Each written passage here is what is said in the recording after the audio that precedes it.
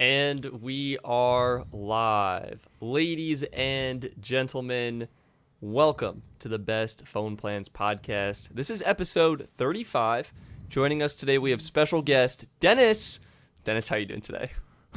I'm doing good. Although I'm more of the co-host, not a guest. That is 100% accurate, Dennis. So we have co-host Dennis with us today, as always. I mean, Dennis here from the start. Love to see it. Today we've got a pretty exciting show planned out for you. We're touching on some T-Mobile news, some updates on their network shutdown schedule, what they're doing with their fixed wireless. We've got some interesting news coming from, what is it? It's Lumen, which is actually CenturyLink. And we've got some interesting stuff going on. Some updates to Mint Mobile security, Cricket Wireless partnering with Acorn, and some other news nuggets we're going to touch on. So, Dennis, should we dive right into this? Yeah, let's go ahead. Well, I think we should kind of just knock out some of the T-Mobile news first. This is pretty simple, self-explanatory stuff you should know about. T-Mobile has confirmed it will be shutting down the legacy Sprint 4G LTE network by June 30th, 2022. So that's going to be just under a year at this point. And if you are if you've made it this far as a Sprint customer, you will get a new SIM card and or have the opportunity to get a phone that is compatible with T-Mobile's own network, and T-Mobile will let you know about that. So yeah, kind of they're shutting it down, moving on with things, and they're also shutting down their 2G and 3G networks, and I think that's also slated for a 2022 timeline there. So, and we actually, a good question from Insane Fire 10 YouTube. What about Sprint Mvnos? Same kind of deal. All Mvnos at this point probably should have been migrated over to the T-Mobile network, and if they have not, then they will be migrated over as well. So, yeah, either one of two outcomes: either on the T-Mobile network already, or they were under the Dish umbrella, like how Ting got acquired. Yep, 100%. So that's T-Mobile network. I want to touch on T-Mobile fixed wireless. We had some interesting news going on with that, where they are, of course, making T-Mobile home internet as widely available as possible. And we actually saw a price drop recently, right, Dennis? Correct. So, well, basically what happened was T-Mobile tried to actually raise the price of the T-Mobile home internet-based product to $60. But T-Mobile has now decided to reduce the cost back to the original $50 that they kind of did at launch, which I'm super excited about. I think that's a much more reasonable price for the product that they're offering. Actually, in fact, hot take, I actually feel like $50 might even be too expensive, especially if you're a T-Mobile customer. I actually think that they should charge even less for their wireless. You think they should bundle it in, like do what Verizon's doing, where what would an approach? All right, well, first, what is Verizon doing? Verizon is, if you're a Verizon customer on a Verizon wireless plan, they will discount your Verizon wireless internet, whether Verizon home internet 4G or the 5G one. They'll discount it by, I think it's $20. I'm pretty sure the price drops from I know it goes as low as 70 to 50. 70 to 50, and I think it's from 60 to 40 for the 4G one. So, Dennis, what do you think T-Mobile should do? What should their pricing structure be for existing T-Mobile customers? Yeah, so if it's standalone, $50. But if you're an existing T-Mobile customer adding this on to your package, I think it should be $30. Because realistically speaking, the T-Mobile home internet, it's really not that much. I mean, I know the use case is different, but it's not that different than adding on a line or something like that. And it's deprioritized out the gate, so they're just selling excess spectrum and bandwidth that they had to begin with. You know what I mean? Right. And the reason why I kind of sit on this $30 number is because that's sort of the entry price that companies like Comcast and Big Cable have for their entry level internet plans. Yeah. And since T-Mobile wants to try to compete to a certain extent in these suburbs against them, they have to be price competitive for the performance that they're able to offer. And since they can't win on a performance standpoint, well, I'll say it this way. in very rare exceptions, might they be able to win on a performance standpoint. They have to compete on price. 100%, 100%. I think I could see them doing maybe $40, just like a $10 discount on top of that. 30 just feels super, super low for what's essentially like a truly unlimited home internet replacement. But Yeah, it would be like aggressive, you know, and you'd get people on their network anyway. Yeah, but I mean, we've seen Comcast sell 200 megabit per second internet for $35 with a 2-year price lock, like not that long ago. Fair point. Fair point. And actually, there was an interesting article from Fierce Wireless talking about sort of the two key market categories that T-Mobile is targeting. Dennis, I'd be curious to hear your thoughts on these. The two categories are offering a inexpensive alternative / replacement to cable internet, and this is going to be emphasized in rural and small town areas that need new options available to them. And the second target would be in markets with limited competition, but only one good high-speed option. So it sounds like T-Mobile would be competing as a secondary high-speed alternative, leveraging their N41 connectivity. What do you think about these two key markets, Dennis? I think that's pretty spot on, and probably the only way that T-Mobile actually gets business, because let's be real here. When T-Mobile sends out the flyers to my new neighborhood where there's Fios and Comcast, no one in their right mind is going to pick T-Mobile's home internet. Like, I mean, no, seriously, like, I'm not trying to be funny. Like, why would you pick T-Mobile home internet at $50 when Fios can give you 200 symmetrical, which is over provision to 300 for 40? And then in the same vein, even if you did have a bone to pick with Fios for X, Y, and Z reasons, you have Comcast over here, door-to-door salesmen offering you gigabit for like $70 with like a $100 Visa card and all these other like perks. Like, why would you pick the T-Mobile product, you know? Yeah. I think you're right, Dennis. I mean, T-Mobile is a great option for a selection of people in those rural areas, and I think they're going to compete really well. But as you mentioned, if you have basically more than one high-speed internet provider, there's really no reason to kind of go with T-Mobile. Like, you're probably going to get a better option and a better experience going with one of the just hardwired connection into your home. So, I don't know. Anything else you want to touch on with T-Mobile? Anything else that's been perusing the interwebs? Yeah, let's talk Magenta fam. Let's talk about N41. Yeah, what's going on with N41, Dennis? So, as the man, the myth, the legend that's in the chat right now, Sneed Mobile Tech, has talked about, N41 has had some coverage issues around hospitals and things like that due to interference. But T-Mobile has been working on improving that recently, which is super exciting. So it sounds like, based on the frequency they were using for their spectrum, it was interfering near hospitals based on the equipment that hospitals were using. Is that correct? Yeah, with hospitals as well as some churches that had like similar spectrum, it was causing like interference, which was reducing the performance. Got it. Yeah. But basically, T-Mobile's actually working on addressing that, which is exciting. And I'm really happy about that because, as I've talked about many times, I haven't seen really the fruits of what N41 could do like you can. Yeah, you're missing out, Dennis. The fruit is ripe here in Longmont, Colorado, and you're looking at a desert oasis in Pittsburgh, Pennsylvania right now. Also, I just want to clarify one thing real quick because I see a lot of comments in the chat. I am aware that fixed wireless is definitely a rural play. That short little segment, just to clarify for everyone, was me saying that T-Mobile's taking the right approach in going for rural and for places that have one option. I was using my market as an example of why they shouldn't be trying to market to people like myself. But that being said, let's move on from the T-Mobile topic. What do you got? What do you got up next for me, Stetson? I think we should do one kind of lighter topic and then dive into sort of a meatier topic, which I think would be the Lumen story. But one quick light update I wanted to provide is actually from Mint Mobile. This was posted literally 2 hours ago, so very, very recently today. And this is an update to kind of the security issues that have been going on. I wanted you all to be aware of this.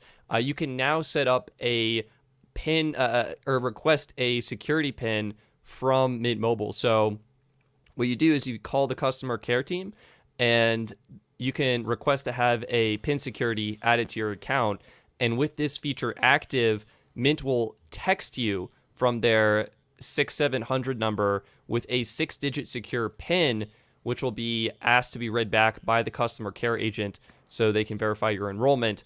And then when you go to make changes in the future, they will generate a new random 6-digit secure PIN in the future and have you verify that, just to kind of provide a little bit more security to your account before any changes are made to prevent, SIM swapping tactics and things like that. So I'm really happy to see this, and just kind of a quick update for those who were expressing concern over Mint security and I guess the T-Mobile network security in general. Really nice to see Mint Mobile implementing that feature. I am also really excited. The only thing I wish is that it was opt-in and it didn't require the customer to call in. I wish they would take sort of a AT&T approach where they already have a random number generated on the account, and whenever the customer calls in, they just do the whole little texting and they can change it to whatever they want it to be type of deal. Yep.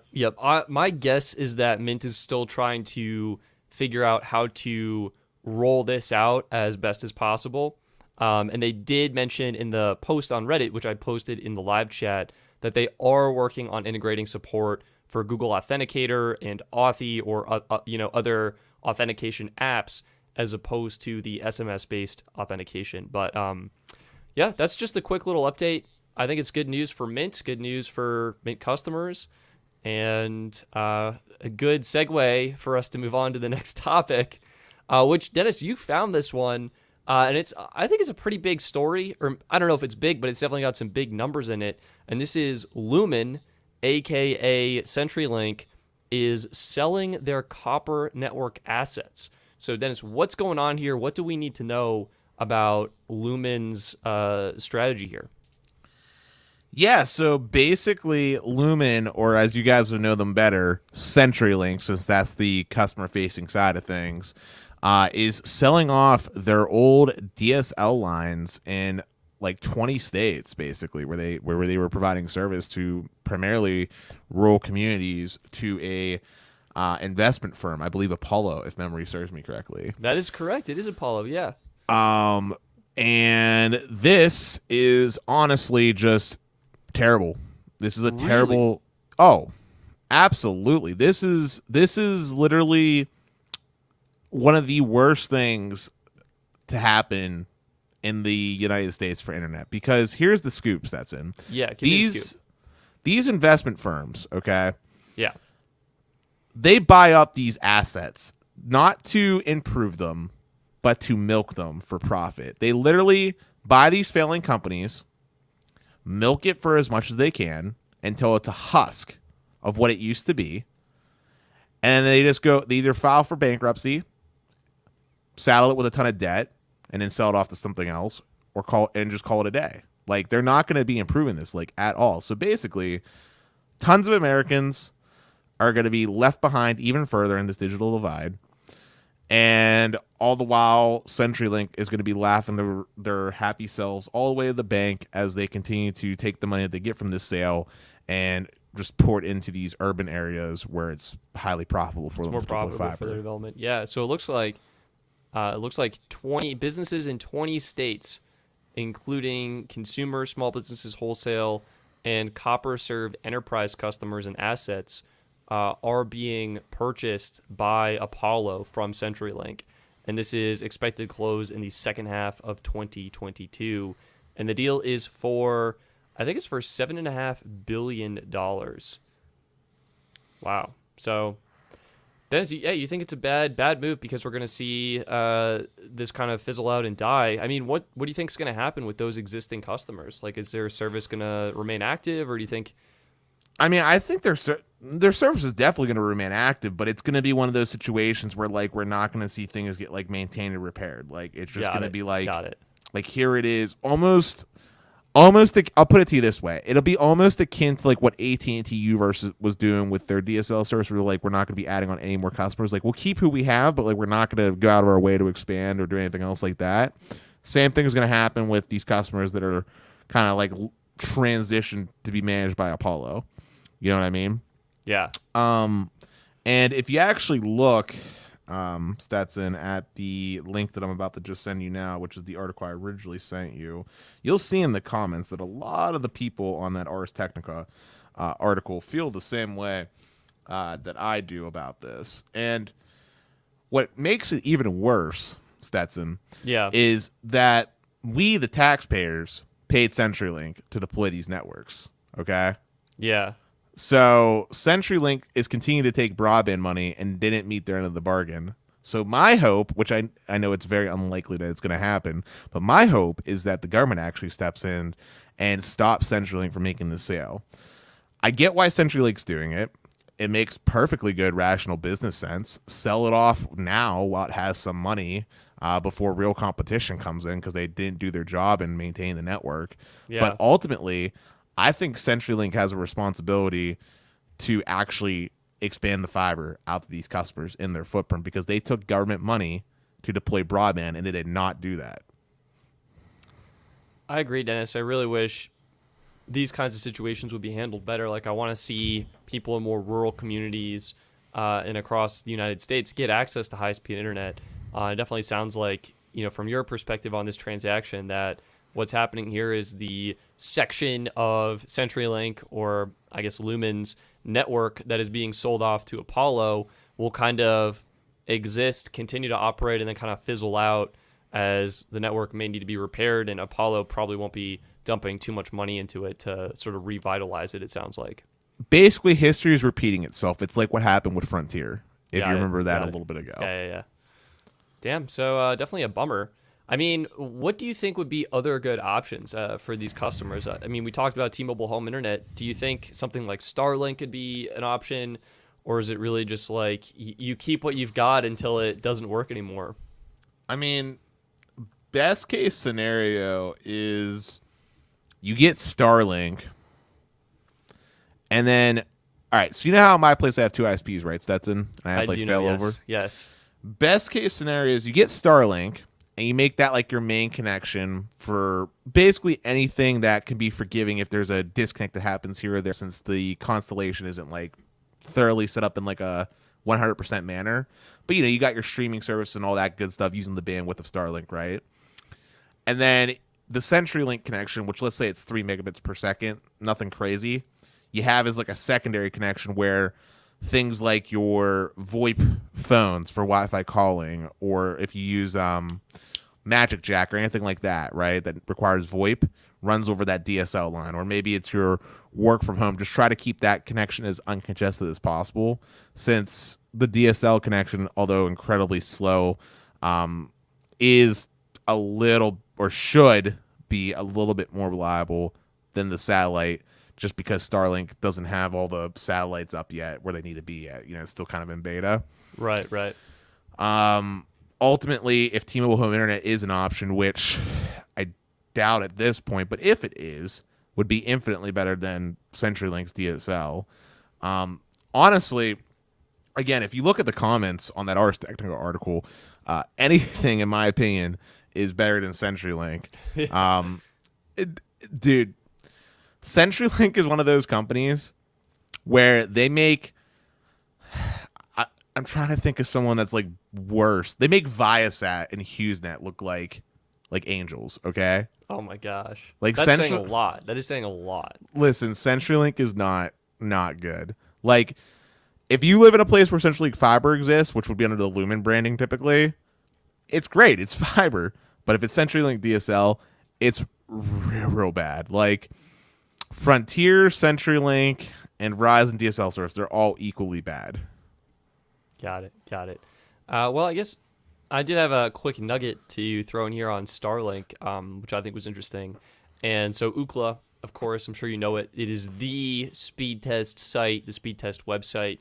It's that infamous odometer, I guess you would call it, or speedometer of people running speed tests. And they are collecting results on Starlink. And they have reported recently that Starlink's speeds have actually increased. So Ookla's data for Q2 2021 found that Starlink's median download speeds in the U.S. climbed all the way up to 97.23 megabits per second, up from a median of 65.72 megabits per second in Q1 2021. So already we're seeing an increase of 30 megabits per second for the median, which I think is great, Dennis. Like, that's awesome. Yeah, Starlink is especially promising for those rural parts of America. And when I talk rural, I'm talking like, think like Appalachian Mountains and like Virginia type of deal. Like that's definitely going to be the answer for those people. And the only thing that sort of holds it back to a certain degree, though, is the cost. Oh, 100%. It's expensive. It is very expensive. Like I understand why it's the cost that it is. Like, I'm not like foolish or anything like that. It's just the problem is that the people that we're trying to target that are in these underserved communities that live in rural America do not make, Pittsburgh money. They don't make California money, right? Like your average, like if we look at my hometown, I almost said it, but if we look at my hometown, okay? Yeah. The average income of that town for a household was like less than $25,000. Wow. All right. Yeah. So $500 for an upfront like startup cost, that's big money. It's huge money. And then $100 a month on top of it. I mean, you're looking at basically for your first year of service, $1,700. Right, which basically just ate up the whole entire like everything you make, and that's not even started talking about rent and stuff like that, right? So like we got to figure out a way to get that cost down some way. Like that's I'm hoping as they grow and climb in users, they might be able to do that. And I mean, do you think they'll implement speed tiers as a way to try and introduce more pricing and stuff? I mean, that would be. I wish they would. I don't know if they will, but I think that would be good if they could. Yeah, do something like, I don't know, 25 by 25 or like even a lower like 10 by 10 or something. Well, they're not going to do symmetrical because Starlink is not yeah, symmetrical. You're right. Good call. But that or like maybe like the government could come in and have like a subsidy program or something. Yeah, like an Internet Essentials plan where it's 25 by 3, whatever the government decides a minimum broadband is, and it's like, I don't know, $20. Right, $20 a month. There you go. There's your low cost option. You know what I mean? Absolutely. Yeah, I agree with you. I think that'd be great. So that's what I got for that. Dennis, where are we heading next? Where are we heading next? Well, I say we talk about. Did we already just blow through all the topics? Yeah, we might have actually covered everything. I mean, the only one that I also had was Cricket partnering with Acorns. I don't know. This is kind of funny to me, but have you heard of this? Do you know what Acorns is? No, hit me. So Acorns, I'm pretty sure it's a saving and investment app, and the new partnership says that Cricket customers who sign up for a new Acorns account and invest $5 will receive a $10 investment bonus in their Acorns investing account. And this is kind of interesting, for every month that subscribers pay their phone bills, Cricket will invest an additional $1 into their customers' Acorns account. And then on the flip side, Acorns customers who switch to Cricket Wireless will receive a $200 investment bonus. So it's kind of a tighter partnership between these two services, trying to boost growth and boost some new numbers. So I mean, that's pretty much all the news. I feel like kind of a slow week, and yeah, Dennis. I mean, should we kind of wrap this podcast up, or should we go right into the after show here? I say we just turn this right into like after show content and just make it one big long thing, because honestly, people can rewatch it and they'll like it that way. Sure. And editor Stetson, cut the podcast here. Yes. All right. There you go. Now this is the after show. All right. Cool. All right, gang. So we appreciate you playing along. Let's look at these comments. I know you guys have just been going off in chat, and let me just say, by the way, for everybody that's here that has made it this far, I see we have 136 of you guys with eyeballs. Make sure you're smashing that like button. It does so much good for us, and we'd really appreciate that. But with that being said, let's see what we got cooking here in the chat. Let's see.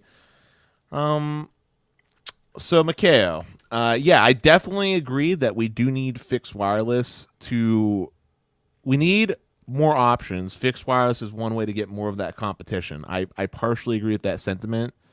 However, fixed wireless needs to be able to compete with the bigger guys as far as performance goes in order for it to be meaningful in reducing the cost. Because if it doesn't, then you end up in a situation where it's like big cable versus DSL, right? Like, yes, DSL exists. Yes, it's competition.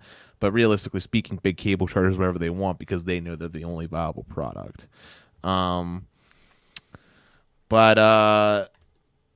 Debo Bop, yes, I do think the U.S. government should enforce stricter policies for broadband providers. I'm a big proponent of the fact that I feel like internet should be treated like a utility, just like electric is, in my personal opinion. Yeah, I definitely agree with that. Here we go. What I want to talk about. So first, I saw a comment that I wanted to touch on. So Brandon, T-Mobile shutting down Sprint. Yes, T-Mobile is shutting down Sprint LTE. We covered that. It's June 2022. If you are a Sprint customer, I highly encourage you to migrate on over to that T-Mobile network. I think you're going to have a way better experience that way. I saw someone asking about Xfinity Mobile. At this point, the chat is going so quickly. I'm not sure if I can find it.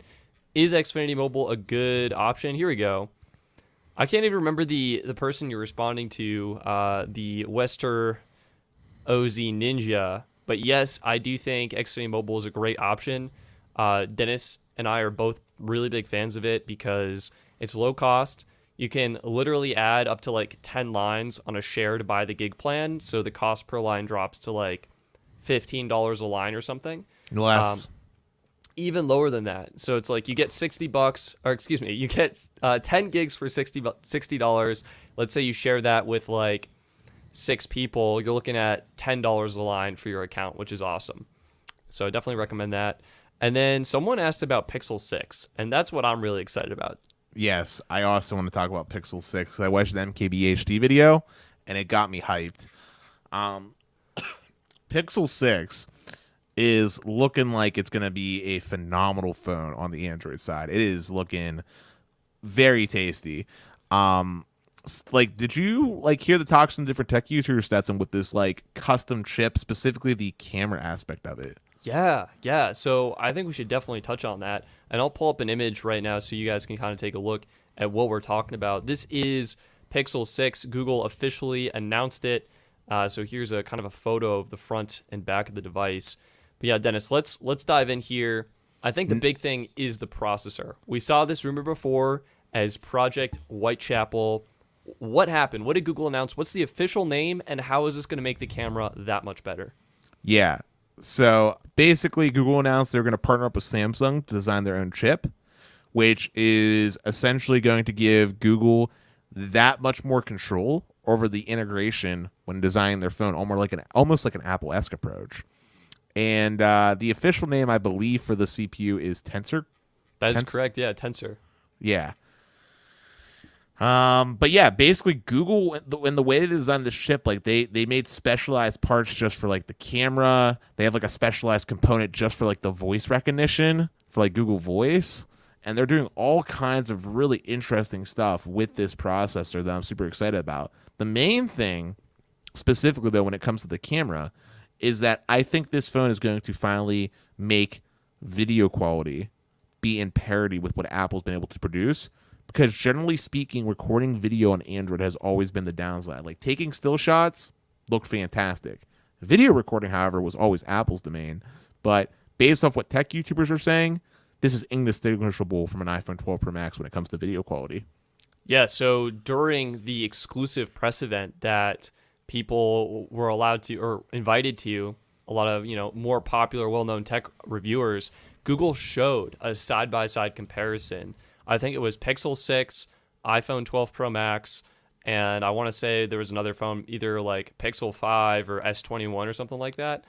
And really, the breakthrough with this new processor is that because Google designed the entire chip and understands their camera processing workflow, they are now actually able to apply their HDR and stabilization algorithms to video content. So you get better dynamic range in video, you're getting better exposure across your video footage, better stabilization, and to Dennis's point, something that looks really, really good, on par, if not potentially better than what the iPhones are doing and what Samsung is doing. So I think this is huge, huge news for Google. And I guess, what else should we cover about this phone, Dennis? I mean, the new design is probably, it's been confirmed now. What do you think about it? I think it's divisive. I know you don't mind it. I personally don't like it. It like, if the camera was just like at the top, it would make me think Nexus 6P, and I wouldn't mind so much. But like, I hate how it's in the like top middle like that. Yeah, I hear you. I actually really, really like it. I think this is a beautiful phone. I love the colorways they went with. I love the sort of slate gray one, and I love the kind of silver one. Those are my personal favorites. Yeah, I mean, if I did it, I would do the black or that red orangish one in the top. Got it. Yeah, that one up there. Yeah, there's also kind of like a white with a orange accent or a yellow accent. So pretty interesting stuff.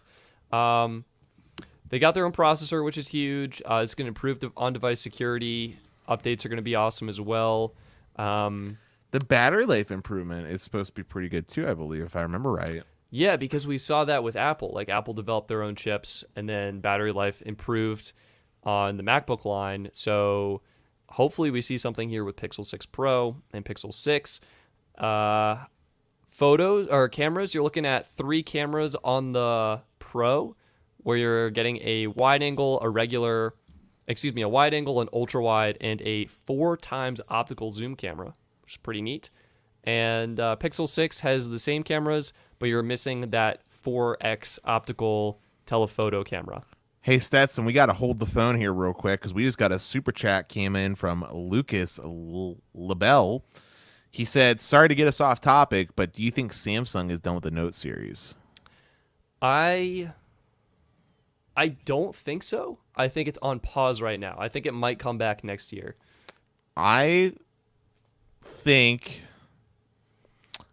the Note series is definitely on pause because of the chip shortage, but honestly, I think the Note series is going to be phased out in favor of the foldable phones. Ooh, Dennis, now that you say that, and that's actually something I was just thinking about, we're expecting to have a Samsung folding phone event August, I believe it's the 11th or 12th, and I think Samsung is actually going to be targeting those folding devices towards those premium high-end power users. And to Dennis's point, like, that's what the Note was originally for. So I think we're going to see the Note phased out and the folding phones phased in. I think those are going to be the new kind of flagships. Yeah, basically what I foresee happening, and it's already sort of happened to a certain extent, is that the S lineup, has the multiple iterations with like the base and the plus and so forth. That takes the place of what the Note was, and then they just do a stylus add-on that just works with the Samsung S family of phones. And yep. And we saw that already with the S21 Ultra. Like, they made that like dinky little case with a slot for your S. I was so disappointed to see that. I mean, it's just not an elegant solution. But I think Samsung doing that is kind of an indication that maybe the Note lineup isn't going to be as long-term as we originally thought. I mean, the Note was really cool. I just, I think Samsung got too many, like, phones as it is, so they kind of got to refocus themselves, Yeah. And they clearly are invested in the idea that foldable phones are the future. I am still on the fence on that, to be honest. At least with current foldable phone tech. But, we'll wait and see what happens. For now, I'll continue to use the traditional square brick that we're all used to and know and love. I got my brick here with me today, Dennis, as well. Oh, look at Brick you fam. keeping the Samsung phone beside you. Okay. Yeah. All right, let's dive back into Pixel 6 here. A couple other things we should touch on. Google Tensor, along with the image improvements, you're now getting on-device processing for things like voice commands, translation, captioning, and dictation. Yeah, that's one of the big improvements that I'm actually excited about because I use Google Voice a lot. And I especially love the live transcribing. Yeah, the live captions. Yeah, like that's huge. Like I I can't tell you the amount of times where I want to watch a video, but I got to keep my phone on silent. So it's nice that there's like live transcription for stuff like that. And also the I believe they have like real time language conversion as well as like a thing. Yep, they do. That is absolutely correct. So I think that's all the official stuff from Google. We got the official design, the official names, Pixel 6 and Pixel 6 Pro. We got the camera layout, or at least hinting at that, the ultra wide, the wide, and the telephoto. And we got the processor updates. So I think we should dive into the rumors that have been confirmed, or not. I wouldn't say confirmed, but at this point are looking very, very promising. Based on this is on John Prosser's site. Yeah. So these are the specifications they actually did share. In-display fingerprint reader, 90 hertz display on the Pixel 6, 120 hertz on the Pixel 6 Pro, and that's basically it. And I think John actually had more leaks. Here we go, full leaks in this exclusive. And this is where we already talked about this on a previous episode, but we confirmed the Amoled display and plastic OLED. Still don't know what plastic OLED means. What that was, we talked about this. Remember, that's the layer between the. Oh yeah. It's like between the glass, so the actual phone will be plastic. Yeah. Prosser has leaked the camera specs, including the megapixel count, the battery, and the RAM and storage configurations. So. Yeah, I mean, these look like flagship phones. I'm gonna be more interested in where Google's gonna pivot this as far as pricing, though. Yeah, 100%. Because that's going to be the ultimate deciding factor of, is this phone good value or not? Because if it's trying to compete in the flagship world, at the very most highest echelon of premium, then it has to be perfect. It has to literally have every single bell and whistle, basically, which I would say this phone does not do. Yeah. What would you pay for it? Like, what do you think pricing will be for Pixel 6 and 6 Pro? What do I think, or what would I pay for it? Oh, I guess it's a very different question. I think we talked about this last time, but let's do both. Let's do, what do you think it'll be, and then what would you pay for it? Like I guess what price threshold would you buy this phone? Got you. So what do I think Google's going to price that? I think they'll do the normal Pixel 6. They'll probably start at like $750, something like that, with the higher storage being like $850, and the Pixel 6 Pro, or whatever they're calling it, will be like $850 for the base one, to like $950 on the better one, just shy of that $1,000 mark, basically. I think they're gonna go lower on the starting price. I think they'll start at $699, and I think that'll be $700. Yeah, and then I think Peter, I'm gonna go a little bit under. Peter's saying $1,100. I think the Pro is gonna start at $1,000. Yeah. Now, what would I be willing to pay? Yeah. What do you think?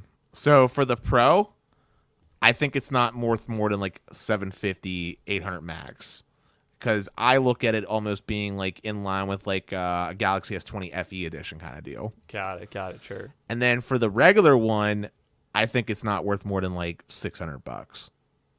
All right. That's my opinion. Yeah, that's Dennis. Yeah, that's totally fine. Going for those lower cost options.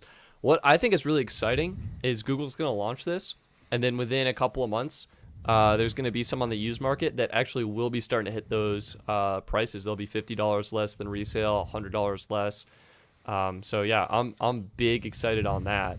And Dennis, I don't know if you caught this. This just came out today, a leak from our friend John Prosser, and it's the Pixel 5a. Ooh. Now, this is exciting because the 4A was fantastic, as well as the 3A. So hit me with the leaks. This is what we got. So launching literally later this month, $450. Okay, that seems like within the realm of Dennis appropriate price range. And what do we got for specs? You're looking at mostly black color, 6.4 inches, 60 hertz, but it's 60 hertz forced 90 hertz, not 100. So it sounds like it's a setting. It's 60 to 90, and it's forced at 90, it looks like. But maybe you can change that? Yeah, maybe it's a setting like on Samsung's. Got it. Snapdragon 765G. Isn't that the same processor as... Wait a minute. hold on a second. What processor does the 4A 5G have?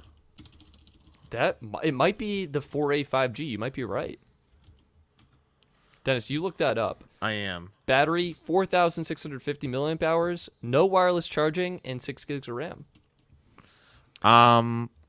Everything you said about the phone sounds good. I wish it had wireless charging though. I'm okay without it. I don't know if it'll have fast charging. I kind of hope it does, but like I would take fast charging over wireless charging. That's what I've decided. So. I agree with that sentiment. Only reason why I wish it had wireless charging though is because, well, if I remember correctly, the OG Nexus line was like the genesis of that, and secondarily, wireless charging has become much more prolificated now that Apple has really gone on board with adopting it. So it's like one of those things where it's like it would just be good to have, because like I know you've never been to South Korea, Stetson, but like in the airports at like South Korea, everywhere. No, like legit, they have like wooden desks. Oh. The wireless chargers are built on like these wooden stands. You just slap your phone down and it just starts charging. It's really, really nice. And okay, just to confirm real quick, 4A 5G comes with the 730G. You said this is 735G. This is 765G. Okay, so this is an updated processor then. That's sick. That's awesome. And we had Zach asking about the wide angle cameras. So it does have 90 hertz. We confirmed that. And the image here looks like it does have 2 cameras. So I'm going to go with yes, it does have the ultra wide and the regular wide. It looks like basically the Pixel 5 in a plastic body, slightly downgraded processor, and a headphone jack. That's Here, what we Stetson, got. I'm shooting you a quick link real quick here on Discord. It's of the spec sheet from Qualcomm's webpage for the 765 5G. Okay, sick. We can take a look at that. So this is what Qualcomm releases to the public. Always fun seeing this stuff. Yeah, so it's Wi-Fi 6 ready, so that's good.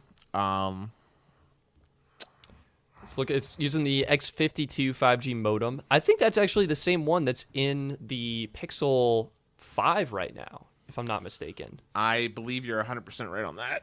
So that looks good. And then now, for 5G though, it looks like it supports 100 megahertz of bandwidth for the sub 6 gigahertz. So for T-Mobile, this can do N41 100 megahertz, which is cool. Yep.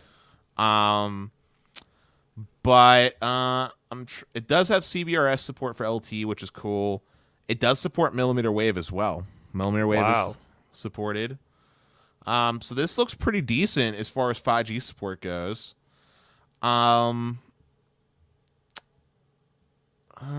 It's looking great. Yeah, it's looking solid. For $450, Dennis, like I think this is going to be a banger phone. Like this is going to be like a surprise banger for 2021. Oh no, this is definitely going to sell more than Google's flagship. Like this, no, like legit. You're right though. Yeah. Like this is a good phone because I could totally see Verizon throwing down one of their like free phone deals and this being like one of the options. Yep. Also, we got William M here saying the only thing that sucks about Pixels is that they're highly discounted 3 months later. No, that's what makes Pixels Yeah, great. that's what's perfect about them. Like, if you're a fan, an enthusiast, you get it early. That's great. If you're looking for that balance between experience, performance, and budget, then you wait a couple of months. 3 months later, you're getting yourself a brand new phone, top of the line specs at a really good value. I think it's great. Yeah, I mean, and just for perspective here, Stetson, the Pixel 4a was coming in at $350. Yeah, so I think 5A is bumping it up a little bit in kind of that premium. It's kind of turning into like a budget premium, and I think that makes the 4A and 4A 5G better. I mean, you can find super low cost versions of those at this point, which is insane. Like, we go to my favorite site, swappa.com, and let's just pull up the 4A 5G, for example. Pixel 4A 5G. Oh, Stetson, yeah. I made a... Wait, what processor was on that again? Was it 765? 765G, yeah. Okay, I made a small mistake, Stetson. Pixel 4a 5G has the 765. Pixel regular 4a does not. Okay, so it is the 5G variant. that's getting that. So yeah, it makes sense. It's basically a repackaged 4A 5G with some nicer hardware, I would say. Yeah, so this is not identical, but it is basically a refresh of the 4A 5G. And actually, considering the pricing of the unlocked 4A 5G I'm seeing right now for $429, having a new phone come out for $450, that's a really good. That's great. That's actually $50 cheaper than what they're selling the 4A 5G for right now. 4A 5G goes for $500. Yeah, I mean, and looking at this, right? So you have to think. I could see entry-level Pixel 6 maybe going as low as $650 if they're launching this at $450, right? I'm thinking like a $200 upgrade. Mm-hmm. And then, I mean, it's a big leap to go from $650 or even $700 to $1,000, but I do think Google's shooting for that $1,000 price, and I think they're going to hit it. Well, maybe they'll pass on the savings from making their own SoC to the customer, maybe. Because, I mean, Pixel 5 was $700. I was wondering about that, Dennis. Do you think they're saving money by developing their own in-house Oh, they processor? gotta be. They gotta be. But they haven't hit scale yet with that, though, right? Like, Qualcomm is pumping out millions of these processors and modems. Google, this is their first one. They don't know how many devices they're going to sell, like how many they're going to need. It's their first time. Yeah, but I'm willing to bet Google probably has a large order, and they're probably going to, like, just like Apple did the whole M1 family with iPads and like everything else, I bet you money Google does this with their chips, where they just start having other products they have planned out for with like this custom SoC inside.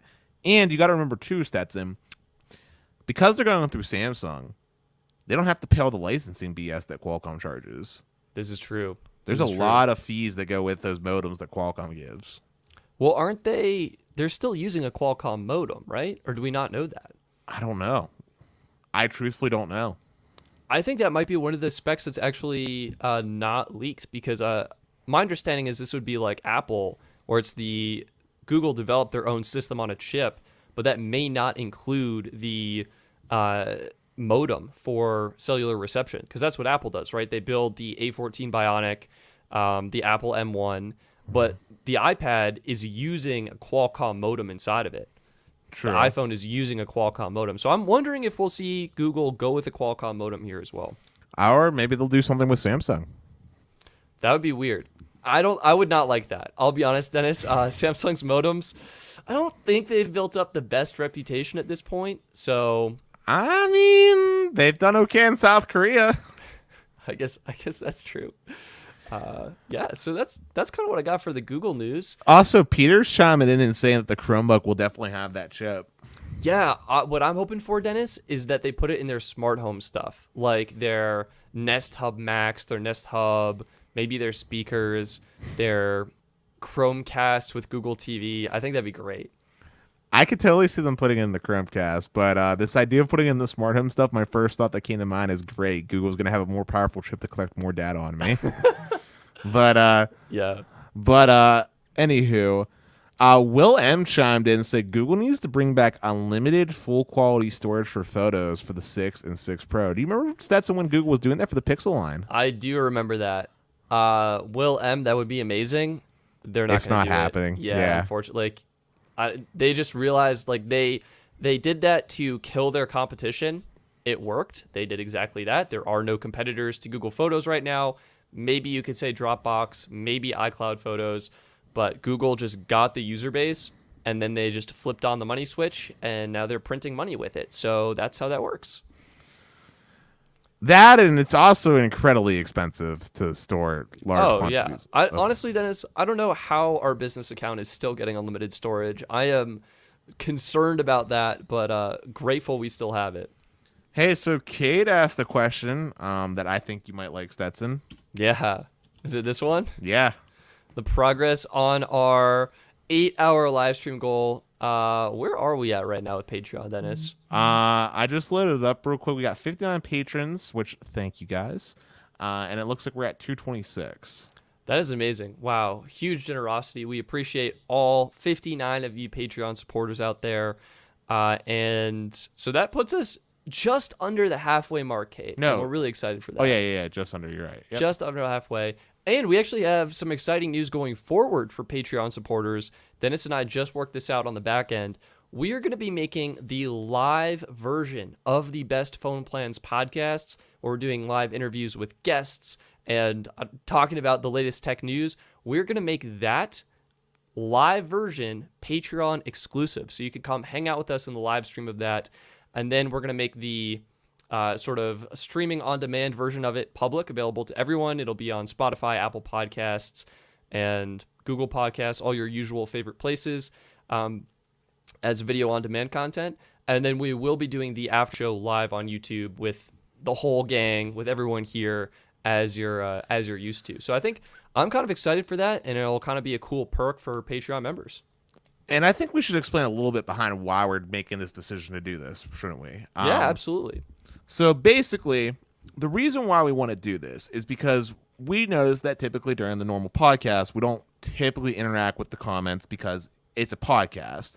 So us being able to pre-record the show gives us a little bit of flexibility to do three things mainly. One is it opens the stage for us to get on guests on different days of the week that don't have to be a Thursday. So if we have to work with someone, say from, across the ocean again, we can work with them to hopefully work out better guest opportunities. That's like one. If they need a Tuesday, we can be there on a Tuesday with the Patreon supporters, get that recording in, and then publish it as usual on Thursday. Or we might actually move it to possibly Friday or Saturday. Might want to throw a poll up on Patreon for that and get their opinion. But we'll be able to schedule the episode at a regular recurring time, regardless of when we work with the guest to record it. The second reason why we're doing this is so that way if Stetson or something needs to do a trip or something like that, it allows us to already have something planned and posted, so we're guaranteed basically to not miss an uploading of an episode. We'll be on schedule. And then the third reason why we're doing it is because we do actually like the idea of answering some comments, but we get a lot of comments that happen consistently. Yeah, if you guys were here at the beginning of this podcast, it was the comment section. You guys were chatting it up so much, we literally stopped the podcast and turned it into like a live stream after show. So basically, we feel that if we can get it so that you're a patron, that way we can really hone in on your questions and focus on your things.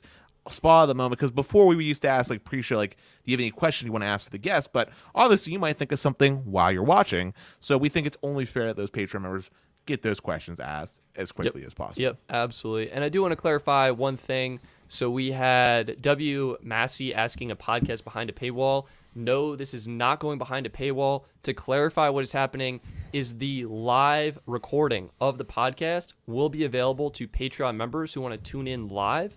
After the live recording has finished, I will be downloading the episode, editing it, and then publishing it to the channel as a video on demand, so like a regular video podcast. And you've kind of seen us do this once or twice already when we've pre-recorded episodes and then just publish them. That's when I've been traveling or, we had a schedule conflict or whatever. So again, live version for Patreon supporters. For everyone else, podcast will just be published on YouTube as a regular video. And then we'll be doing the live after show on YouTube for everyone. And again, the main reason we're doing it is because it gives us more flexibility when working with different guests who have different time schedules that don't necessarily line up with when we want to go live. And we figure that it makes more sense to have the podcast stay on a consistent schedule or a semi-consistent schedule when you can expect it to actually be uploaded live for everybody else. But we also wanted to give those diehard people that really want to be there live the opportunity, and it just seemed like it would make sense.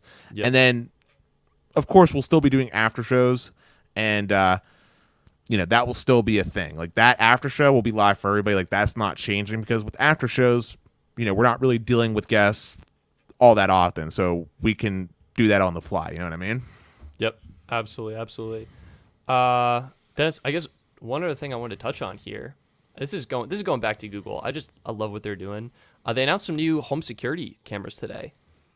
So they announced a Nest Cam with battery and a Nest Doorbell with battery. And one thing I wanted to mention, and this kind of ties back into the Pixel a little bit with the processor, but because these new cameras have updated internal processing capabilities, they can now do on-device processing, so you no longer need a paid subscription tier to get things like people recognition, package recognition, and notifications like that. So I think these are looking really nice, really interesting. I'm excited to see what Google is able to do with Tensor, where it ends up, and where it goes in the future. Quick side tangent real fast. Personally, if you're someone that's going to buy cameras, I honestly advise staying away from Ring and Google. Really? Yes. Why do you say that? Yeah, this is a total home security side tangent, but let's flesh this out and then move on to something else. Well, so Amazon, I don't know if you saw, they have like these like custom chips that are able to communicate with, like almost in their own Amazon. Because of Amazon Sidewalk. Yeah, like their own Amazon network. So they're able to communicate even without Wi-Fi.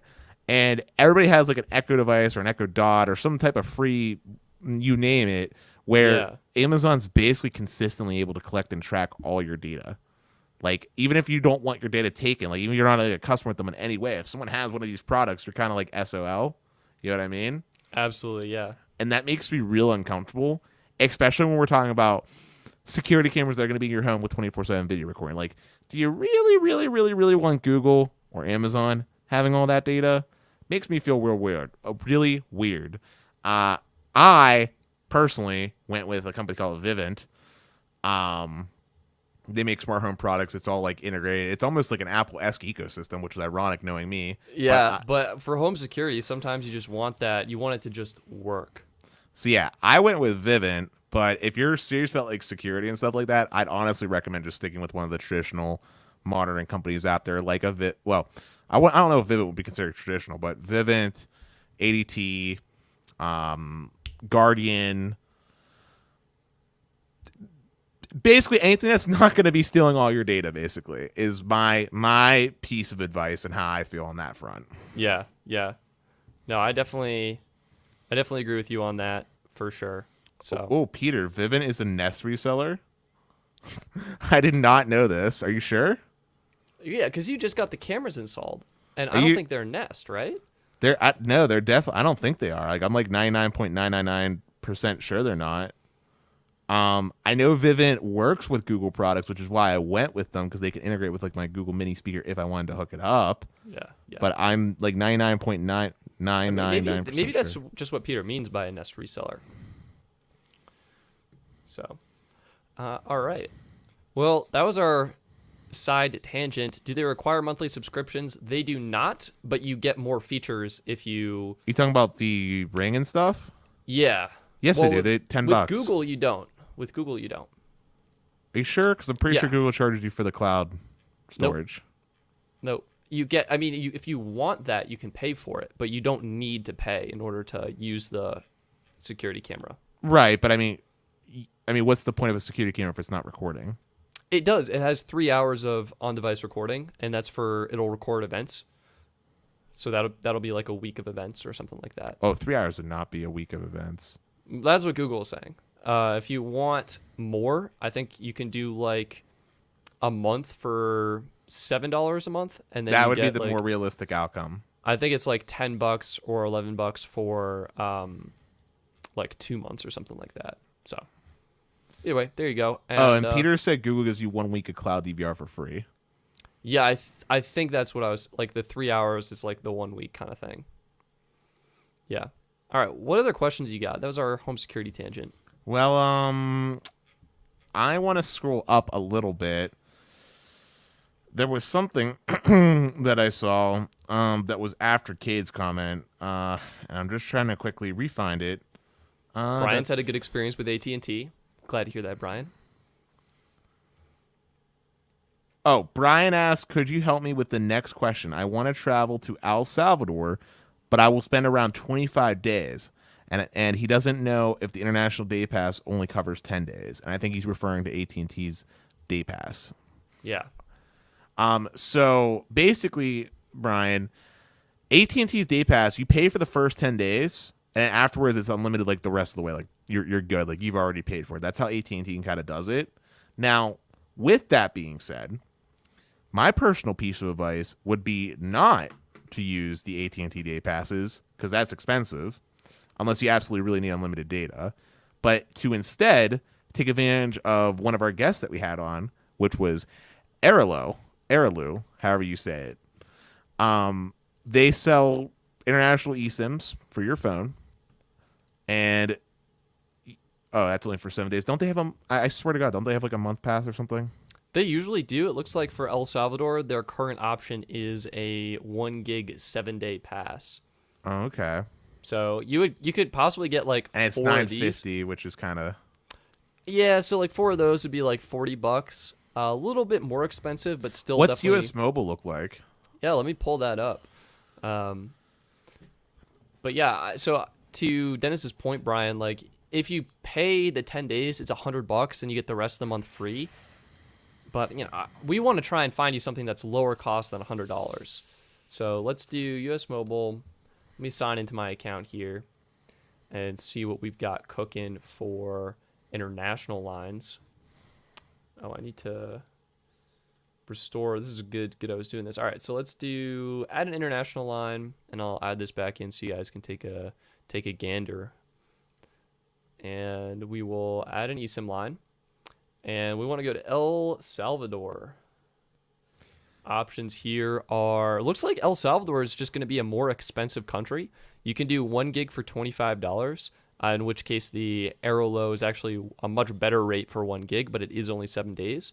Or you can do 3 gigs for $60 for El Salvador, and this is a 30-day pass. So, man, that's you know what? At those prices, he might as well just do the elite thing. Yeah, I hate to say it. So it's like, Brian, it depends on how much data you need.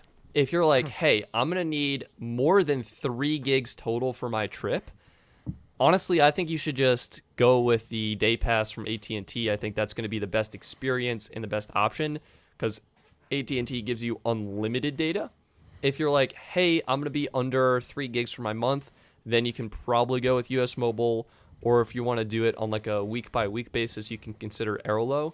And actually, if you use the code found in our previous episode, then I think the Aerolow price will drop. But yeah, wasn't it like 20% discount? Yeah, it might have even been like 30%. But I mean, on $9.50, and I think it only works in like your first transaction probably. So, yeah, Brian, kind of hate to say it, but it's either going to be US Mobile or just going with AT&T directly.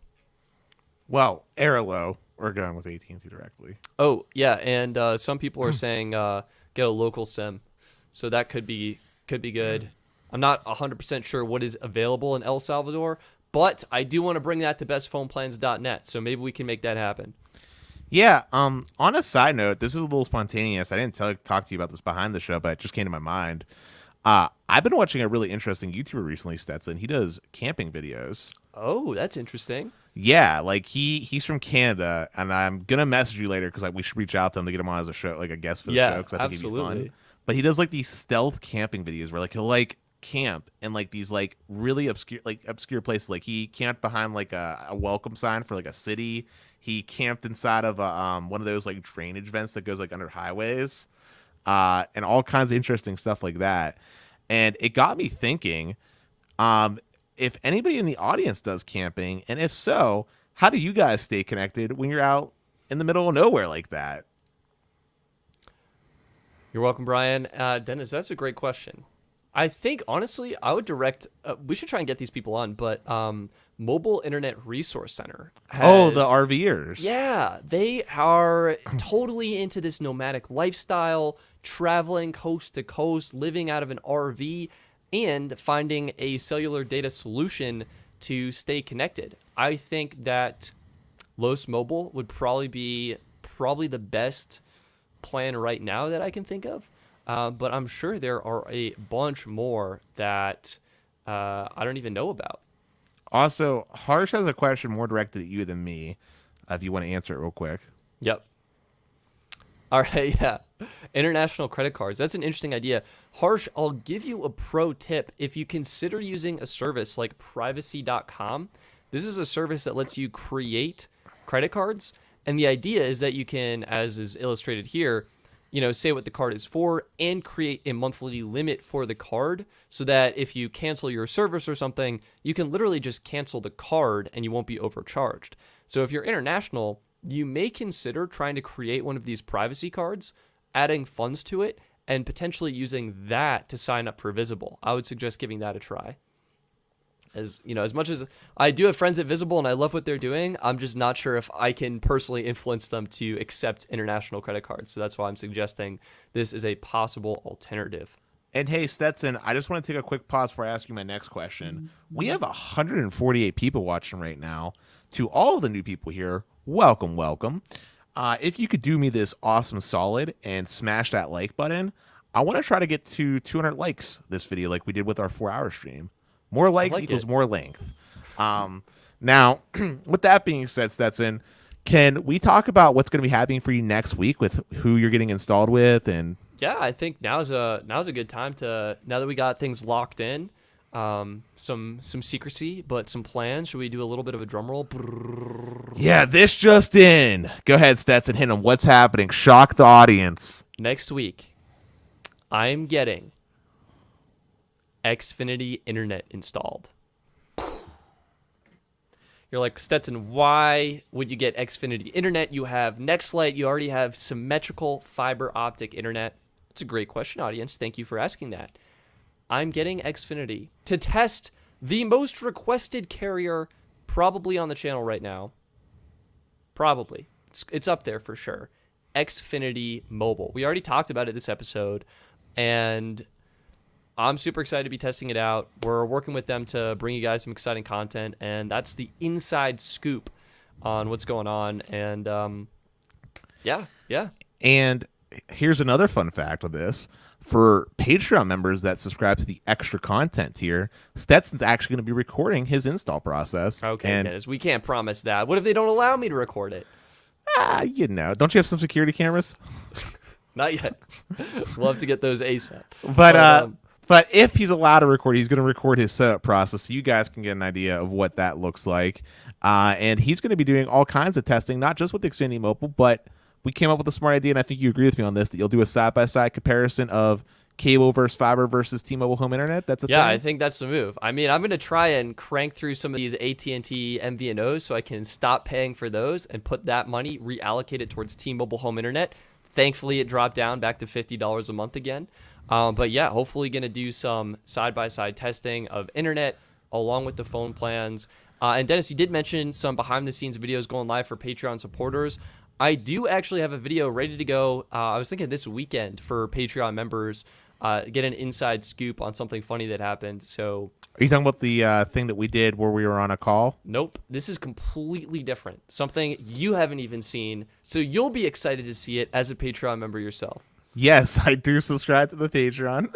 But okay. But yeah. But for you guys that don't know, yeah, Stetson. I almost called you Destin. Dennis and Stetson combined. Yeah.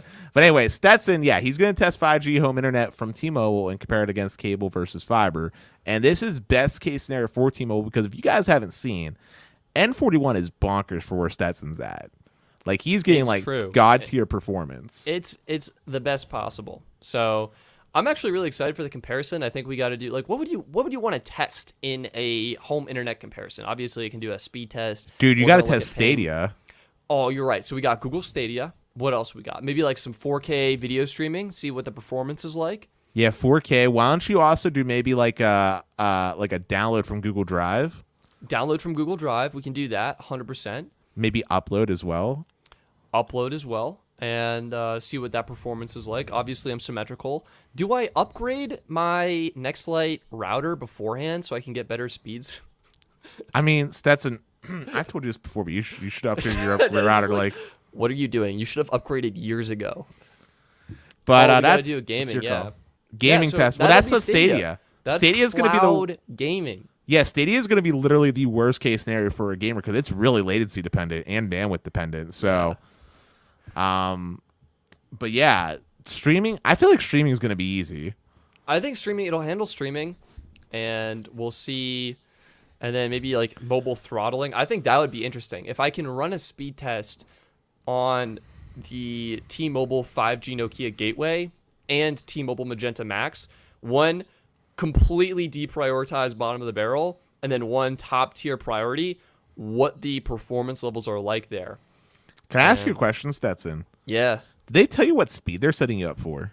No idea. I just know that next week we're getting it installed. and then working with them to get it set up, and we're gonna go from there. And how much content do you will come want to? out. How much do you want to bet they just hook you up with gig? Actually, you know what? I might have the email. It might actually be gig. Oh, dude, Stetson, you don't even have a computer that can handle the full speed. Because it's Let's 1.2 see. gigabits, dude, and with order provision, All right, it's 1400. so I got my order confirmation, and so I'm probably gonna have to set up my account and get everything ready to go. It's the gigabit internet plan. Oh, God. So, oh, Stetson, you're gonna have so much bandwidth. If I could just give you my Dream Machine Pro, man, you could aggregate those two connections and have oh my God, and have 2.2 gigabits download speed and 1035 megabits per second upload speed. that would be the dream. That would be the dream. But yeah, as Zach said, yes, that's what they sold at 1.2 gig down, 35 up. Although when I had Comcast, as you guys saw when I did my speed test, they were provisioned by roughly 10%. So Stetson, theoretically, if you had a multi-gig NIC and a router that could support it, would see 1400 down and 40 up. But doesn't your Mac actually have... No, Mac doesn't...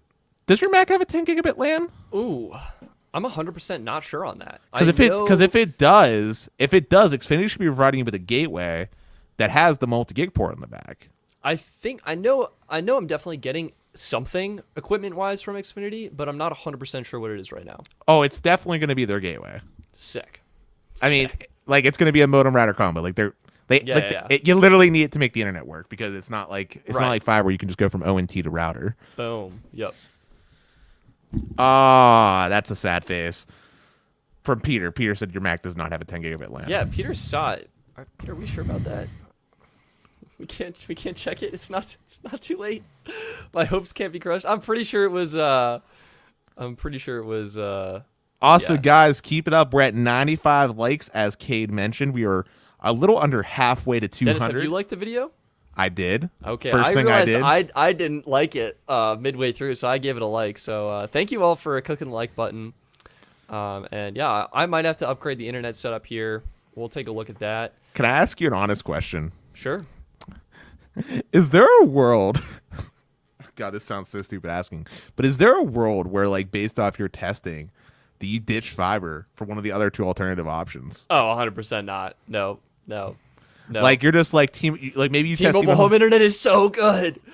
Or maybe you're like, oh my God, Comcast is actually that's so good. I don't know. Is there a world where you ditch fiber because pricing? Yeah. I mean, probably the answer is probably not, especially after talking with you, Dennis. You have praised fiber so much. Oh, I know. Yeah. Wait, is this Matthew? Thank you so much for the super sticker. The sticker just says nope with a thumbs down, so I think he's with me. Matthew would also not ditch to go with that. I know. And Zachary, my Mac does have Thunderbolt. I'm actually using it right now for an external hard drive and an external monitor. So that's an interesting idea. It sounds like it'd only be a 2.5 gig adapter though. That's all that you need. I guess you're right, because that's what you need for aggregation. No, I meant to get the 1200. Oh yeah. The speed. Oh, because it would cap out if they have a gig port. You're gonna cap out at approximately 940. Wow. Okay, no worries. I do have a gaming PC. That's gonna not off. have no. Your It's gaming from 2014. PC. Your gaming PC has gigabit. I promise you on that. I had to put a PCIe expansion card into my PC to get 2.5 on this thing. Wow, sick. All right, well, awesome tip, Zachary. And our friend Debo Bob is asking. This is a question for you, Dennis. How much is that machine for Wi-Fi aggregation? And could you talk a little bit about how that works? Is he asking about my Dream Machine Pro? That is what it sounds like to me. Oh, Don't get it. Just we can pull up an image of it. I don't remember what it cost. I think it's like $350. I'm checking. $379. It is, yes, it was $380 for the Dream Machine Pro. To be clear here, this thing does not actually have Wi-Fi. It's a managed switch, basically. So this means that you've got your Ethernet source coming into this machine, and then you can split it with other... No. I'm going to let Dennis handle this because he is the knowledge and expertise. Okay, so with the Dream Machine Pro, it has two WAN ports, okay? One of them is an SFP Plus port, which is rated for 10 gigabit per second. The other one is a typical RJ45, which, if memory serves me correctly, is just gigabit on the machine. And that would be the two bottom ones that you're looking at in the right-hand corner. So these ones right here. Right. No. These two. Yes.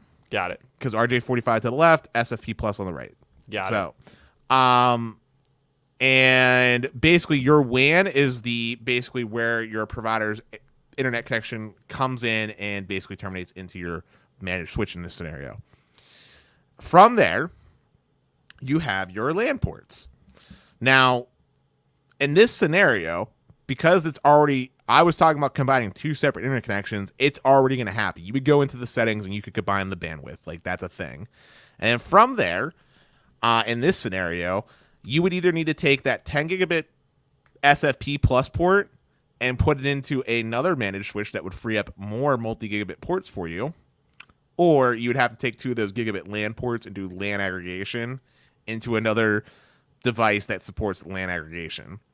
As far as Wi-Fi goes, though, there's not a world where that makes any sense to do for a Wi-Fi connection, because Wi-Fi can't even get gig over Wi-Fi. You generally cap out somewhere around 700 megabits per second in an ideal scenario for Wi-Fi 6. So Wi-Fi not the use case when we're talking about getting speeds well above a gigabyte in this scenario.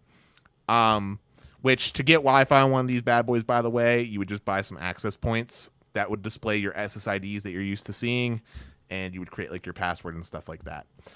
I feel like I said a lot of stuff that most people probably wouldn't understand, and I might have even skipped over some important details, but that is the very short, nerdy version.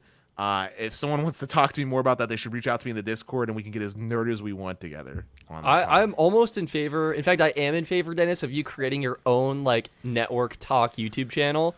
I think you could go so much deeper in some of this stuff. It'd be awesome. So to the two people that really quickly responded back at me, Zach, that is like absolute ideal conditions. That is all theoretical, because realistically speaking, you got interference to deal with. And I'm not just talking about like walls that get into the way, but like your neighbors, right? Like, there's not really a world where you get to unleash a 160 megahertz channel and 4x4 MIMO and all these other things that we're talking about. In fact, there's not a client device that I can think of off the top of my head that even supports the full 160 megahertz 4x4 MIMO. If you were to look at spec sheets on phones, a lot of times when it comes to Wi-Fi, they only support 2x2 MIMO. And most devices that I can think of off the top of my head usually cap out around 80 megahertz of being usable. And even in these theoretical maximums, I've never seen anywhere close to the theoretical maximum. Like I said, 700-ish megabits per second is usually where I've seen things realistically cap out at in real-world use cases and semi-ideal setup scenario. And then Debobop Hyper saying 9.6 gigabits per second.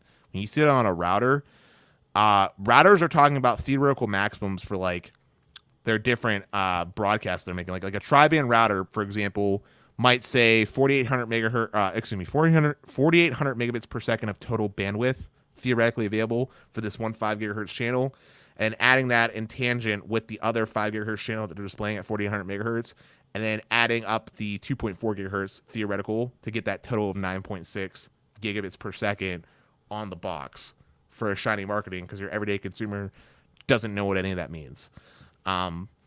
Basically, look, if you want gigabit, hardwired is the tried and true method, and especially when we're talking past gigabit, hardwired is always king.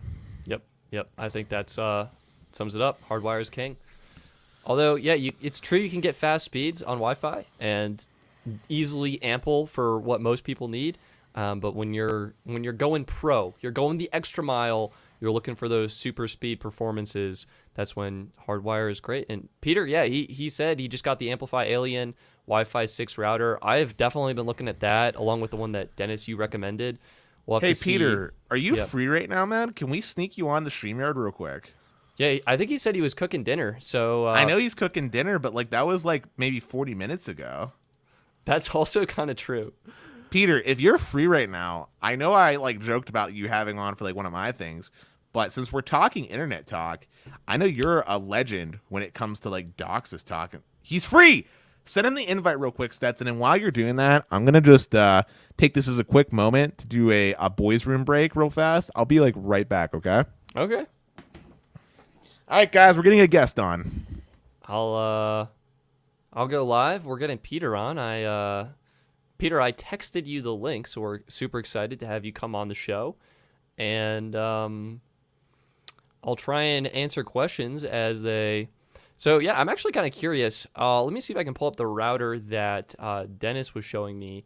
And just to get some other opinions here. So, Amplify Alien, I love that chain. And the other one was, let's see. It is the Asus 6000 something or other.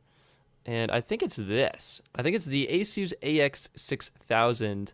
And then in parentheses is actually the RT-AX88U.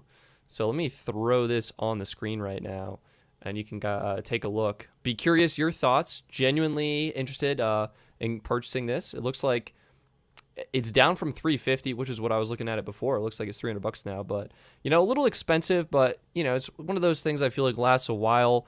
It's got dual band gigabit wireless, 8 gigabit ports, which is awesome. And would definitely be helpful. We actually have 2 Hue setups, and Philips Hue uses 2 of our ports. So having 8 would be awesome as opposed to just 4 on the Amplify Alien. But, I mean, if we only need 4, Oh, and we got Peter here. Peter, how's it going? Here's the thing with 4 ports rather than 8. You can always get a 8-port switch and just plug it in, and boom, you have 11. That's an amazing point, Peter. How much is a switch? Well, I get 4-port unmanaged ones for about $45. Oh shoot! Oh man! Wow. What's up, Peter? So that's a great point, Peter. Thank you for bringing that to my attention. They're 100% usable. Right on. And apparently, I lost your chat. What do you mean you lost my chat? It's on a different desktop.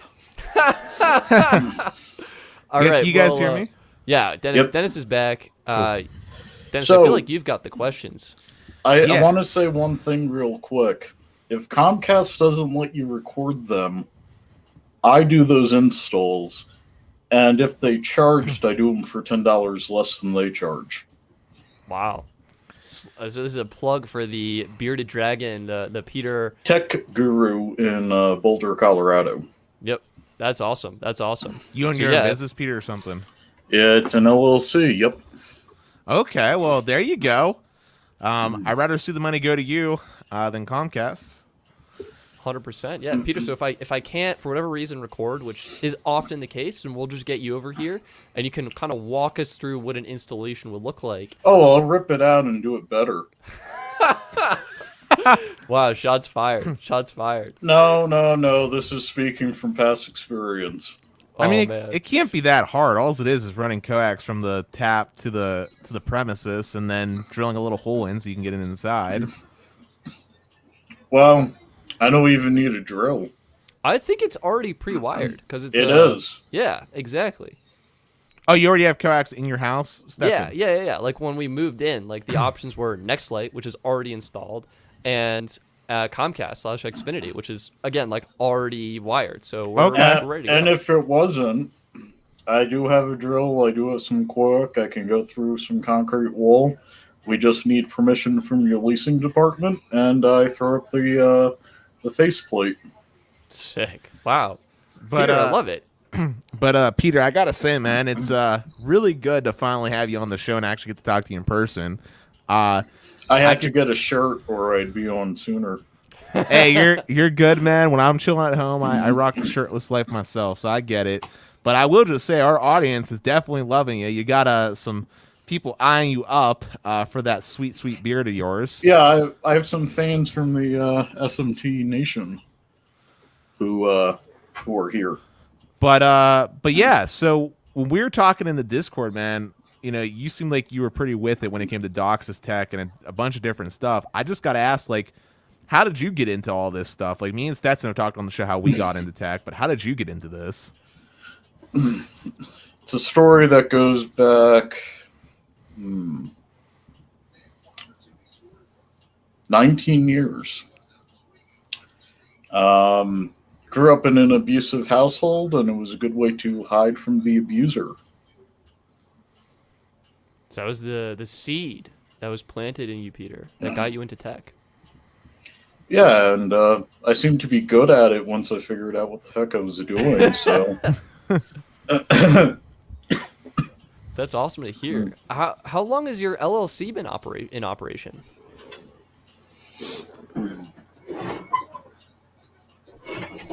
So I know he's been, 7 years. Yeah. Wow. Okay. And do you just do like cable installs, or do you do all kinds of like low voltage work? I do concierge technology support. You call me, show up at your house. I walk through whatever random stuff you throw at me. I'm pretty quick at it. And then we haggle. Yeah. Okay. Well, so when we talked behind the scenes, you seemed like you were getting rather excited about DOCSIS 4.0 and the future of what that's going to do. Do you want to talk about that a bit? Yeah. I do enjoy the potential for the speed. I just wish the DOCSIS community saw the value of increasing the upload for their customers. And quite frankly, until we can get symmetrical upload with DOCSIS, we're not going to see upload to, say, random website improvements, even with our gigabit uploads. Because the penetration of most people connecting to those servers use DOCSIS. And if I remember, the cap for DOCSIS 4.0 was about 200 megs, if you're lucky. No, DOCSIS 4.0 was promising, I want to say it was 10 gig symmetrical, was what DOCSIS 4.0 was promising as a theoretical and lab test. That's the thing. I was talking with a Comcast guy about that. So they were saying they'd be targeting 200 because they really do not want their customers uploading. That seems kind of weird. Well, if you think about it, they don't like the use of BitTorrent. That's actually exactly what I was thinking. If you minimize the upload potential, you lower the ability for your customers to utilize BitTorrent, even if it's for something legitimate like a Linux distro.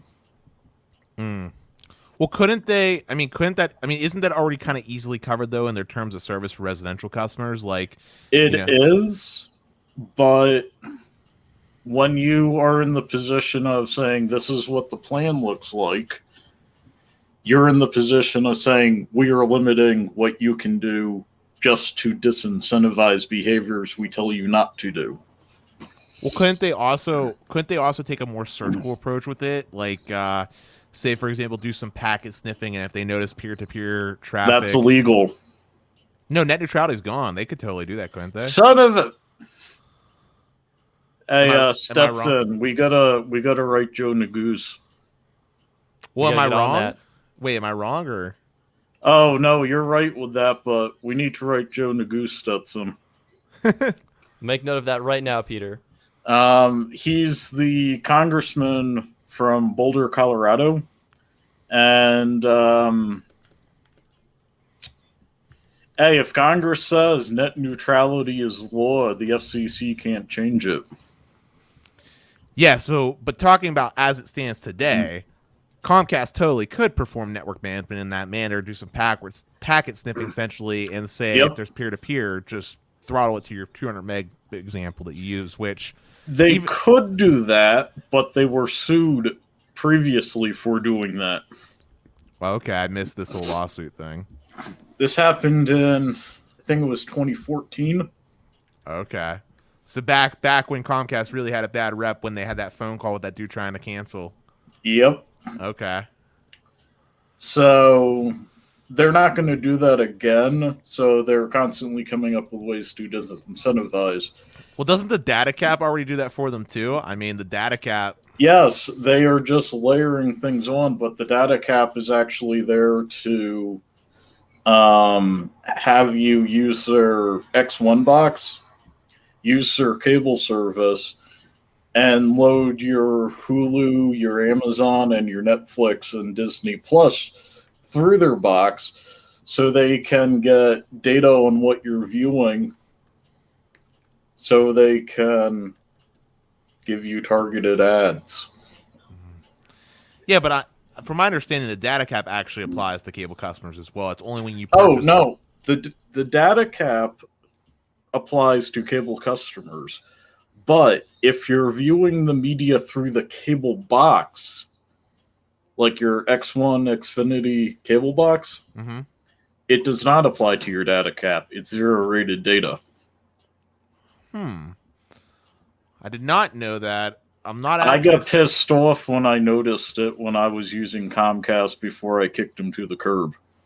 Gotcha. Well, circling back though, even if they limit the plan tiers to 200 megabits per second, I have a feeling that if they're going to be making the investment to go to DOCSIS 4.0, which is going to require basically ripping out nodes to support full duplex, that they're probably going to do it in a way where they have the ability to increase speeds if competition. Oh, they're definitely going to be, and sadly, in most markets running, DOCSIS 3.2 is the latest 3.1. You haven't released 3.2 yet? 3.2 isn't a standard. It goes DOCSIS 3.0, 3.1, then skips to 4.0. I gotta double check what I've read. I am 99.999% sure, but I will confirm real quick with But DOCSIS 3.1, what is that? 1.28 gigs down and 350 megs up? No, DOCSIS 3.1 in theory should support 10 gig down and 6 gig up in theory. Theoretical. Well, most of the people I work with who use Comcast barely are able to take advantage of DOCSIS 3, so...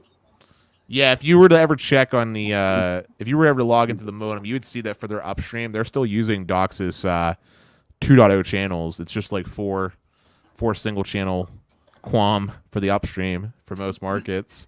Yeah. Which actually makes sense because it saves them money on their modems.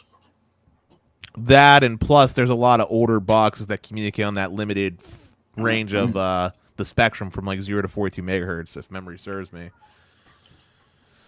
But hey, Zach asked a decent question. He asked how Comcast compares to Spectrum. As someone who has lived almost entirely areas served by Spectrum or Cox, he wonders if there's any differences. Bearded Dragon, do you have any thoughts on that? If there's any difference in performance across the cable operators? Well, is this podcast monetized? Yeah. Well, yes. Okay, so that changes how I answer this question. I mean, as long as you don't swear, I don't think it's a biggie.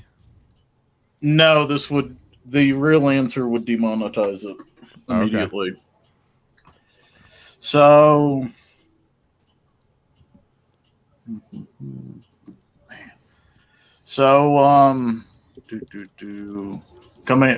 pulling up the advertiser-friendly version.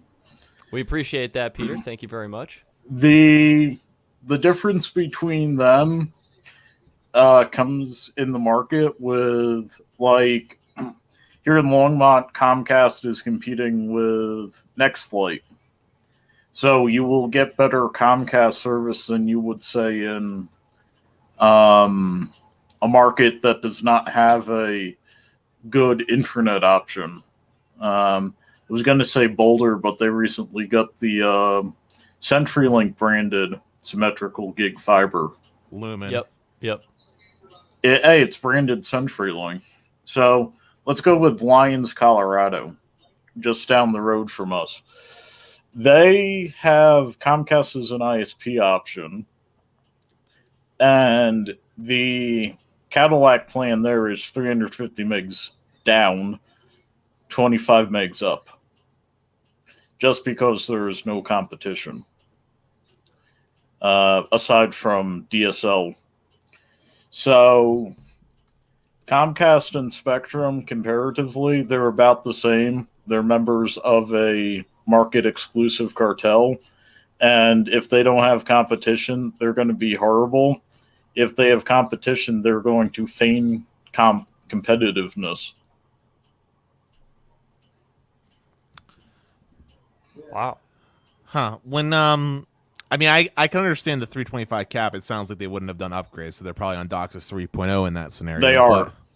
But I don't know if I would define that as horrible either. 325 is still pretty decent. It's not horrible until you see the price. Oh, no. What's the price? Peter, no. 300. How much? Oh, no. How much? $300. Yeah. For residential?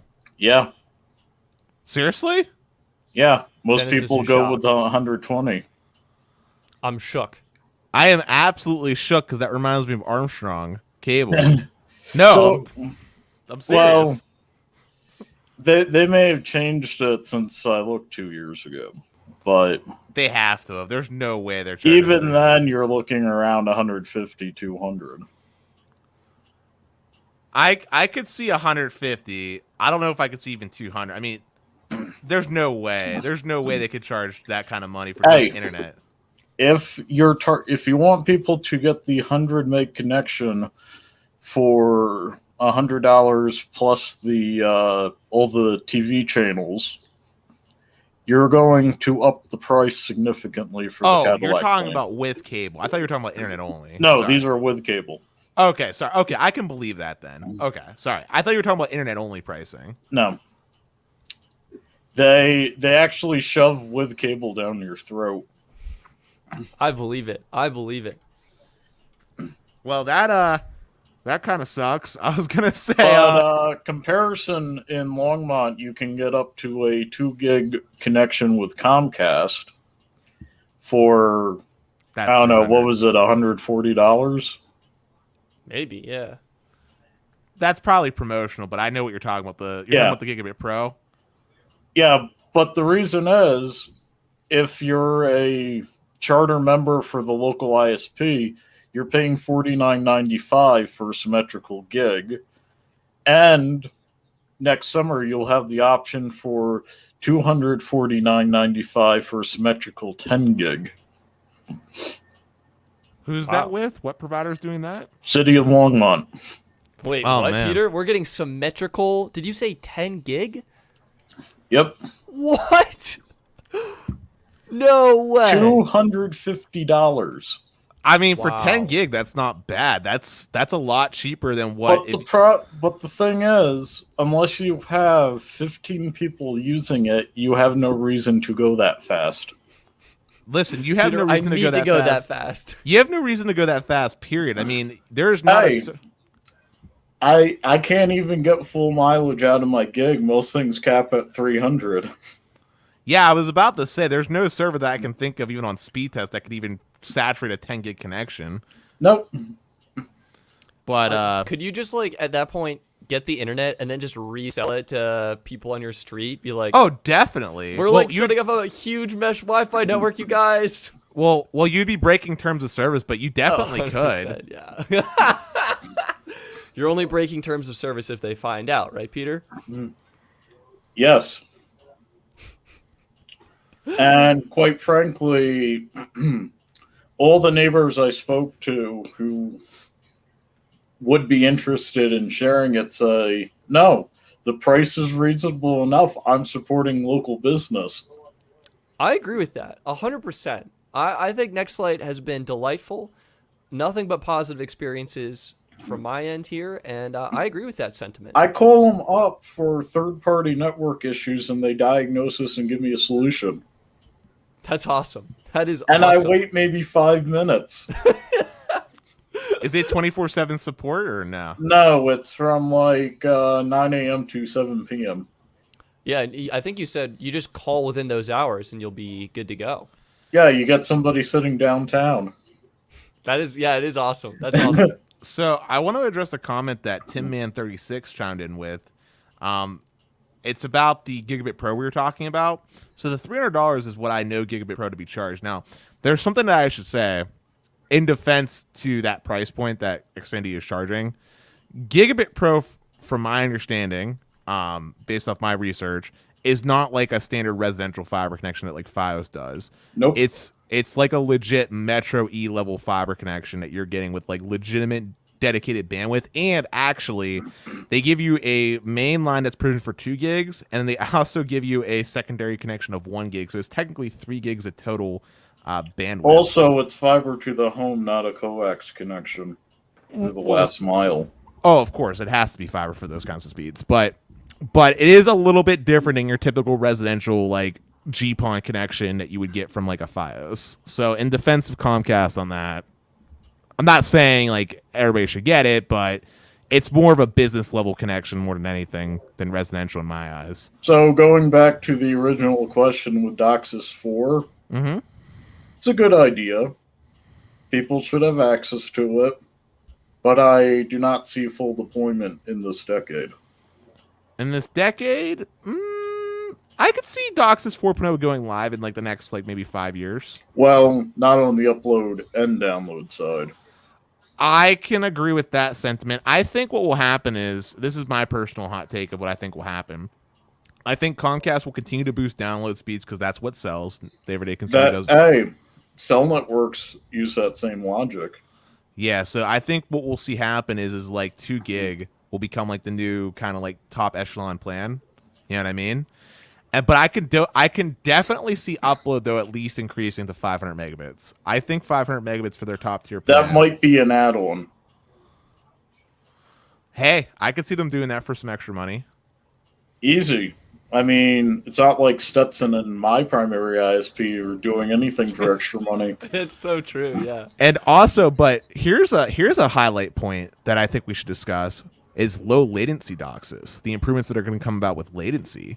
DOCSIS 4.0 has been able to test ping times similar to fiber, around like 5 millisecond ping. Nice. Yeah, I've not read that. Yeah, no, low latency DOCSIS is part of the DOCSIS 4.0 specification, and ping times have roughly been around 5 millisecond, which obviously fiber is still slightly faster. You know, that might have been the 3.2 I was talking about. No, I looked at Wikipedia real quick to confirm for you, man. It goes DOCSIS 1, 1.1, 2, 3, 3.1, and 4.0 is certified specification. No, like low latency, when I was reading it, the document may have said 3.2. Gotcha. Yeah, low latency DOCSIS was part of 3.1 as like an add-on, but it wasn't mandatory enforced. But it's mandatory enforced to be in specification for 4.0 from Cable Labs. That may clear up my confusion with that. All right, right on. So you're using, so as far as networking goes, by the way, you're using the normal Alien from Ubiquiti? Is Yep. that right? All right, this is actually a good segue. What router modem should I get? Well, you don't need a modem, Stetson. You need What a router. router do I get? So we've got the Amplify Alien, and then Dennis recommended this really nice looking ASUS. I guess, is it the RTAX888U? Is that Yeah, that's the technically? model number. Yeah. I recommended him the one on the right, Peter. I haven't tried the one on the right, but the Alien is solid and has better cooling than the Asus does. Oh, that's interesting. The Asus has passive cooling with a heat sink.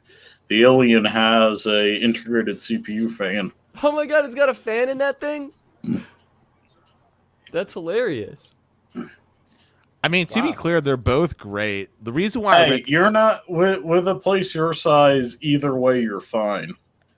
Wow. All right. I guess I get my choice then. Can't go wrong. The I best mean, position to be in. Peter, the reason why I recommend the Asus one is because I'm a big fan of Asus's firmware and software. Like the features they have support for on their equipment is actually pretty robust for a consumer router.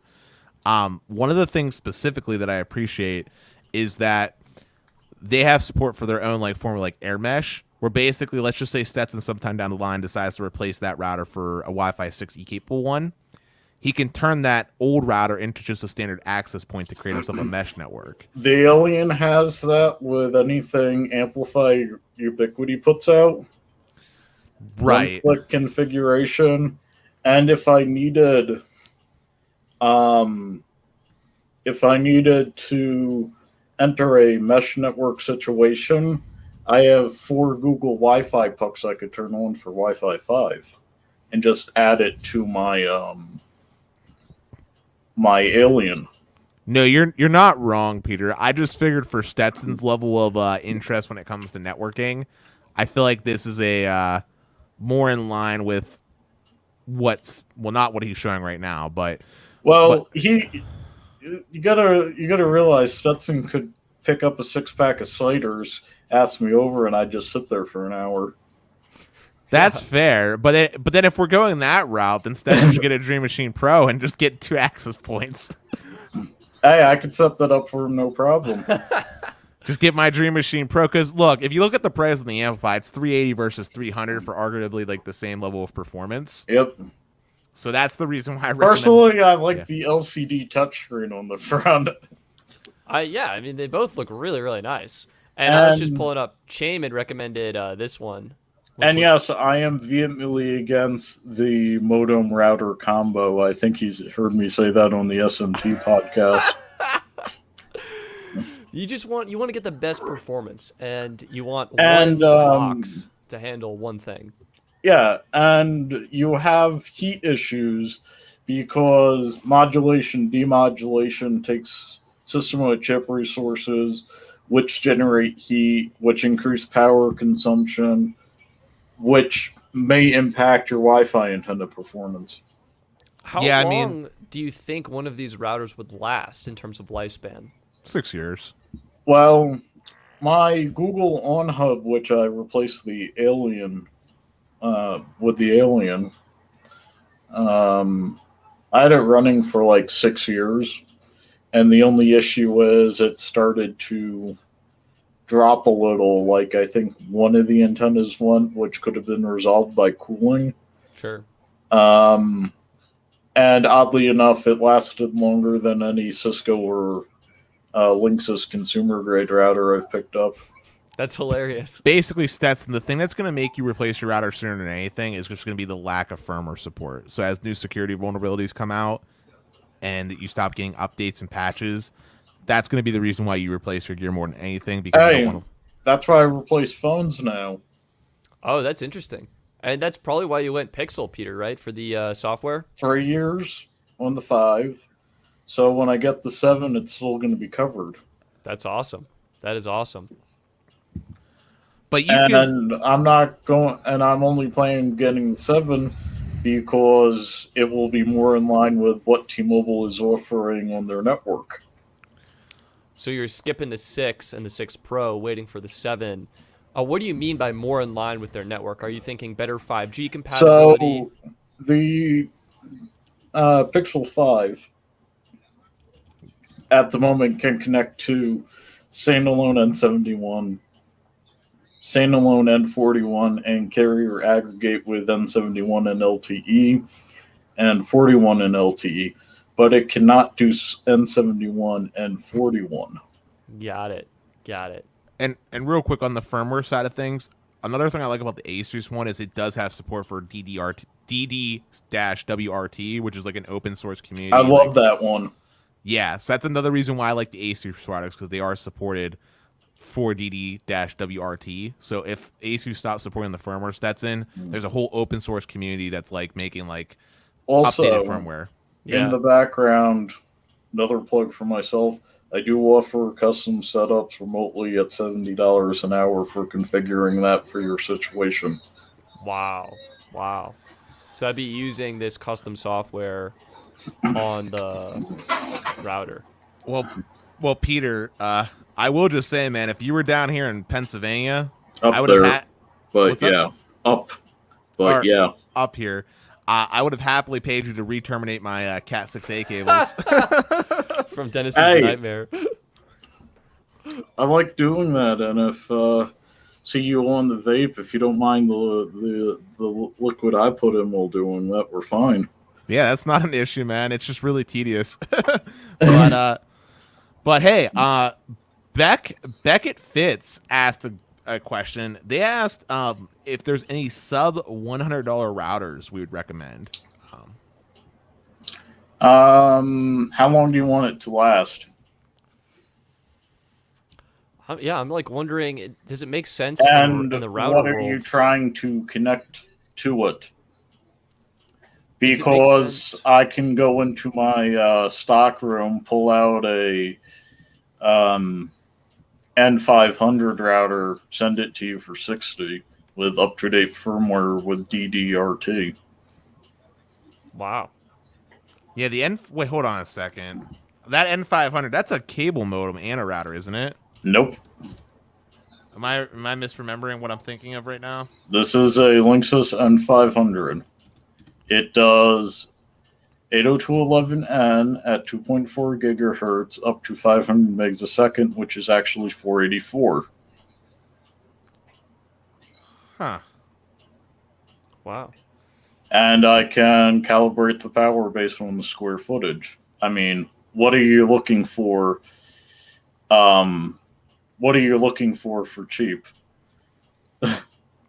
Hey, Zachary chimed in. He asked, "What's your thoughts on the TP-Link, specifically the Archer A7?" I've actually bought that for some people and haven't replaced it in over a year, so. Must be doing its Really? job. You have a different take than me, Peter, when it comes to TP-Link. They're reliable, but you're not getting it for speed, you're getting it for price.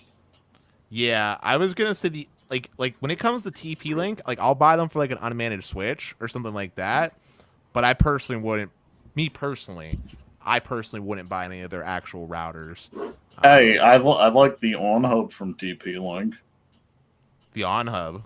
but that software was maintained by Google. Gotcha. Which, if you think about it, was how they worked in some of the Nexus line too, and the RF was fine. I think my friend might have gotten the on-hub router. I think for that reason. Hey, so here's a hot question for you. I know you hate gateways, Peter, but what are your thoughts on like the updated rentals that cable ops have been giving out, like the XP7? The ripoff. I'm not talking about from like a pricing. I just meant like I'm talking about from like a hardware performance standpoint. I mean, if you're lazy and they include the rental in your contract, they're perfectly fine. Generally, when the install technician sets it up, he uses your phone number as your password for all the bands, and it's like punch it in and forget it. So they're great for the amount of effort you have to put in for configuring them. See, I actually used the rental for a little bit there, believe it or not, Peter, when I was in my apartment. Yep. And I was actually personally somewhat impressed because... Oh, they're great until you have to constantly reset them because they keep dropping Wi-Fi signal. Yeah, I didn't really run into that issue, but my apartment wasn't... You probably didn't have it long enough. But So one of the issues with them is, again, and I believe some people have pointed this out, at least on the SMT Discord and his podcasts, that there's a cooling issue, which causes the Wi-Fi broadcast to hit. They're not easily unusable serviceable, much like an iMac, and periodically with anything without something to constantly move air around it and agitate dust, you will have dust building up on everything. I don't even want to think about opening my iMac, Peter. I bet there is dust everywhere. So, blasting out the dust, I have seen a 10% speed improvement on some of those older iMacs. Oh my god. I wonder if that's a service like Apple offers. Like, hey. Nope. No, yeah. It's called plain obsolescence. Buy a new one. On my old MacBook Pro, I was having huge thermal throttling issues on that old i7. Yeah. I took it apart, reapplied some fresh thermal paste. Blasted the dust off everything. Yeah, cleaned out the dust filters, dropped the temperature by around 20%. Yep. The issue is, and this is something people need to realize, desktop computers are designed for you to blast dust out with compressed air, but laptops and Apple products are not. It's actually more like vacuums. Yeah. And some routers are not designed for you to do that. Interesting. Yeah. One thing. But with that Alien, I can take it apart with some Phillips and blast out the dust. Right on. So let's answer a couple more questions, and you want to call it at 2:15, Mark? Yeah, that sounds good. Sorry, my camera ran out of battery, and so now I'm using the iMac camera, and you can see it's just it's high that quality. 720p you paid for. Yes, it is. Yes, it is. Thank you, Peter. So iMac has not gone up to beyond 720p until recently with the M1 chip. They initially released the 720p camera back in 2012. Oh no, I'm using a 2012 720p camera. Yep. Don't you have another webcam you could use, Stetson? I thought you had that little... Yeah, it's in a totally different room right now. I have a 1080p Logitech camera from about 6 years ago. So I have one of those as well. But it still has exposure issues. Like It does, and I'm thinking of releasing it. That's what, yeah. I'm like, I need a new webcam that's not my super nice camera because, I mean, you can see the camera lens poking in. But, wow, look at that white balance. That is just, white balance is awful. I'm yellow. Guys, I am yellow. Look at the saturation on mine. There is none because your hand's overexposed. Yeah. Mine's pretty bad, too. Yeah. You also By the way, yeah. Kazi, I have a Mac Mini, and it does occasionally need to be blasted out. He might be talking about the M1, but that's what I have. You got the M1, Peter? Hold on a second. Oh, he's holding it up. Peter disconnects. Nah. An interesting thing I did is I actually got the M1 MacBook Air specifically because it doesn't have a fan. And yes, it does thermal throttle, but because it doesn't have a fan, there's no intake. Oh, wow. We're on it right now. No. We're not on it right now. You're on this one, the Linux box. Oh, sick. Oh, you're running Linux. I have a KVM with the Mac and the Linux. And I jump over for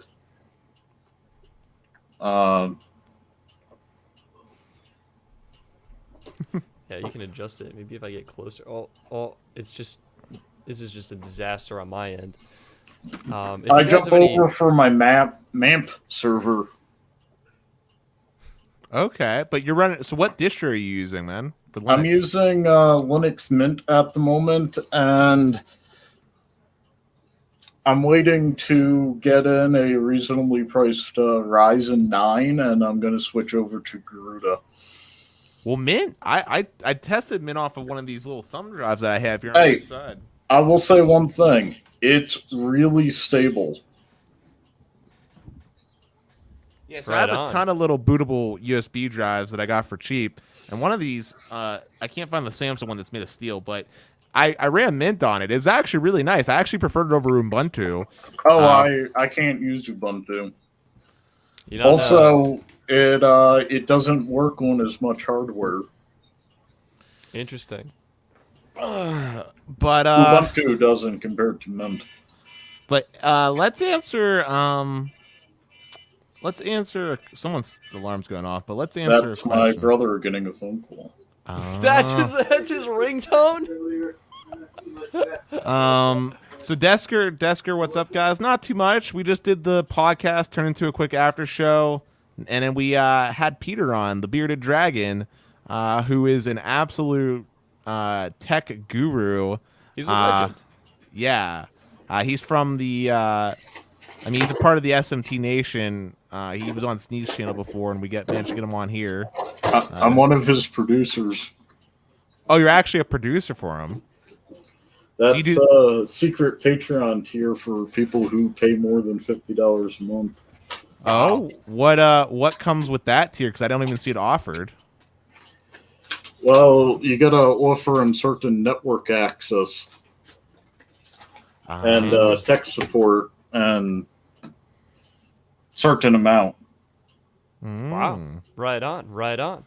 Well, that's a neat idea. Maybe we can think of something crazy like that.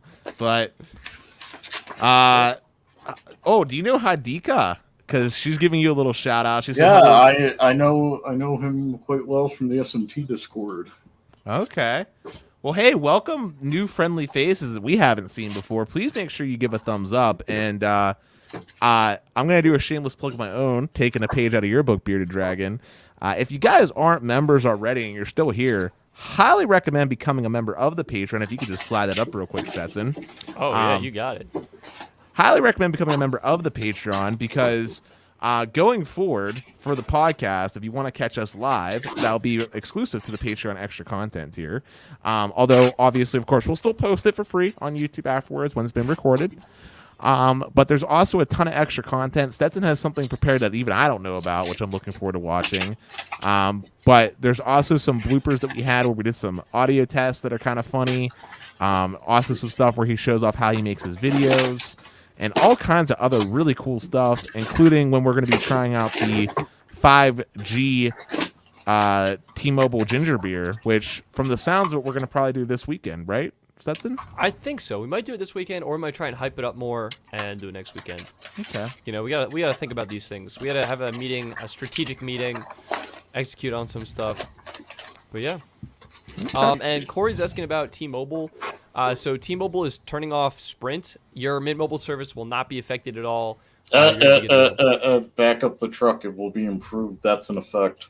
It'll be improved, in fact. Okay, so not only is Sprint's gone, T-Mobile's getting better. That's what you need to know. Yep. Hey, Bearded Dragon, here's a question for you that we always ask everybody that comes on. We know the phone you're using is Pixel, but who's the carrier that you use? T-Mobile for business. Oh, okay. If you watched Sneed's most recent video, he says T-Mobile for business is what he's testing on. Yeah. Oh, that's you. That's my account. That's awesome. Part of me being one of his producers. Well, here's a question for you, man.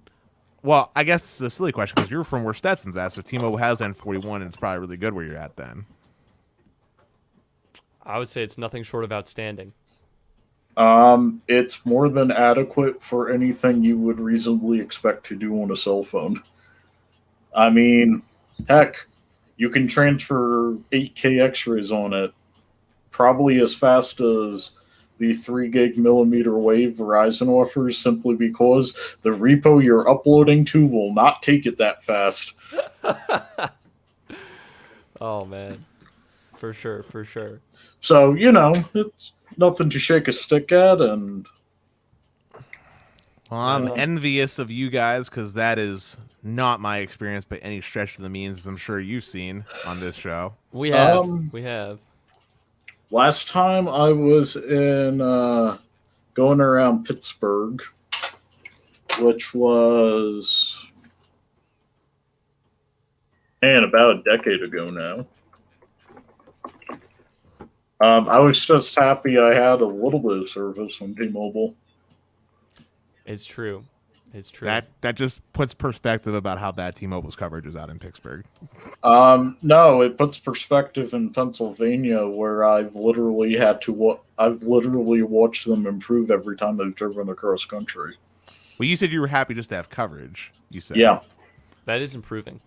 That's that's improving, but that's like a low bar to set as far as what I expect from my cell phone carrier. Yeah, so I say this all the time with SMT. If you get a cell provider, don't listen to talking heads on the internet. Ask your neighbor what they're using and ask them how much it sucks. Oh, I already know which carriers. I already know which carriers are good and bad. Like I know AT&T's best. It's just I think I said this before, but I got on the hype train for T-Mobile back in the beginning of John Legere era. Like, Yep. I'm talking like 2013 when I thought unlimited. I started my account in 2011. Wow. Hey, prior to that, I was charged excessive roaming for going out to Colorado by Verizon, and I'm never going back to AT&T.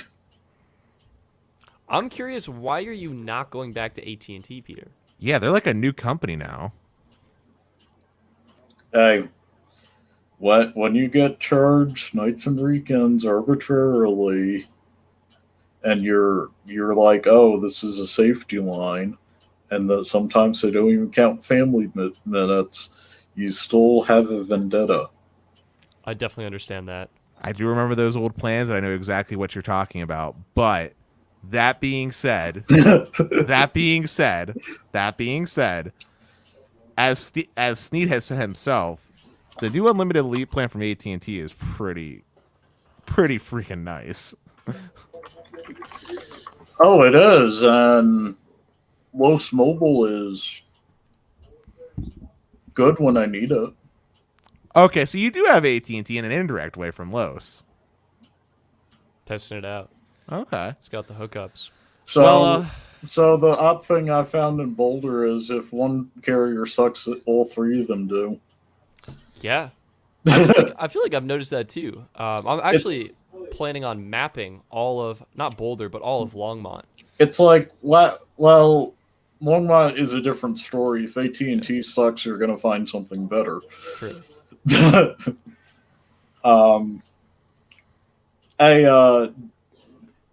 Deskier pointed out the main reason why I've stayed with T-Mobile for so long. Contemporary example, I was a Layer 3 TV customer before T-Mobile bought it. Then T-Mobile started messing with it. I still have an Office of the President contact that it still periodically tries to make sure I'm not completely infuriated over what they did with my TV. I do really like their customer service and support, and I'm happy to hear you've had positive experiences as well, Peter. Hey, they mess up, and they want not even an extra mile, but an extra 2 miles to try and ensure that I'm still happy. It even sounds like from Snead, he tried to cancel his T-Mobile home internet, and they just continue applying credits because they want him to stay with it and to be happy. Hey, they even retroactively gave him a credit for the month he was actually paying for. I've called them up for issues with his line. Wow. And they were like, oh, yeah, that's part of Cleveland's kind of Here's insert rate of line here. Yeah. Wow. So, awesome. But I've actually stopped calling about that because at the moment I'm getting such a reasonable price for what I'm getting from them. An extra what I'm paying for his line is... Yeah, it's like, one of those. That's awesome. How many lines do you have with them then? I'm guessing you have like 20 or something because you have a business. Or 15. You're not able to... Okay. Do you have T-Mobile internet where you are, Peter? Or you haven't signed up yet? Why would I sign up? I'm on NextLight. Would you be interested to try it out if I were to acquire it?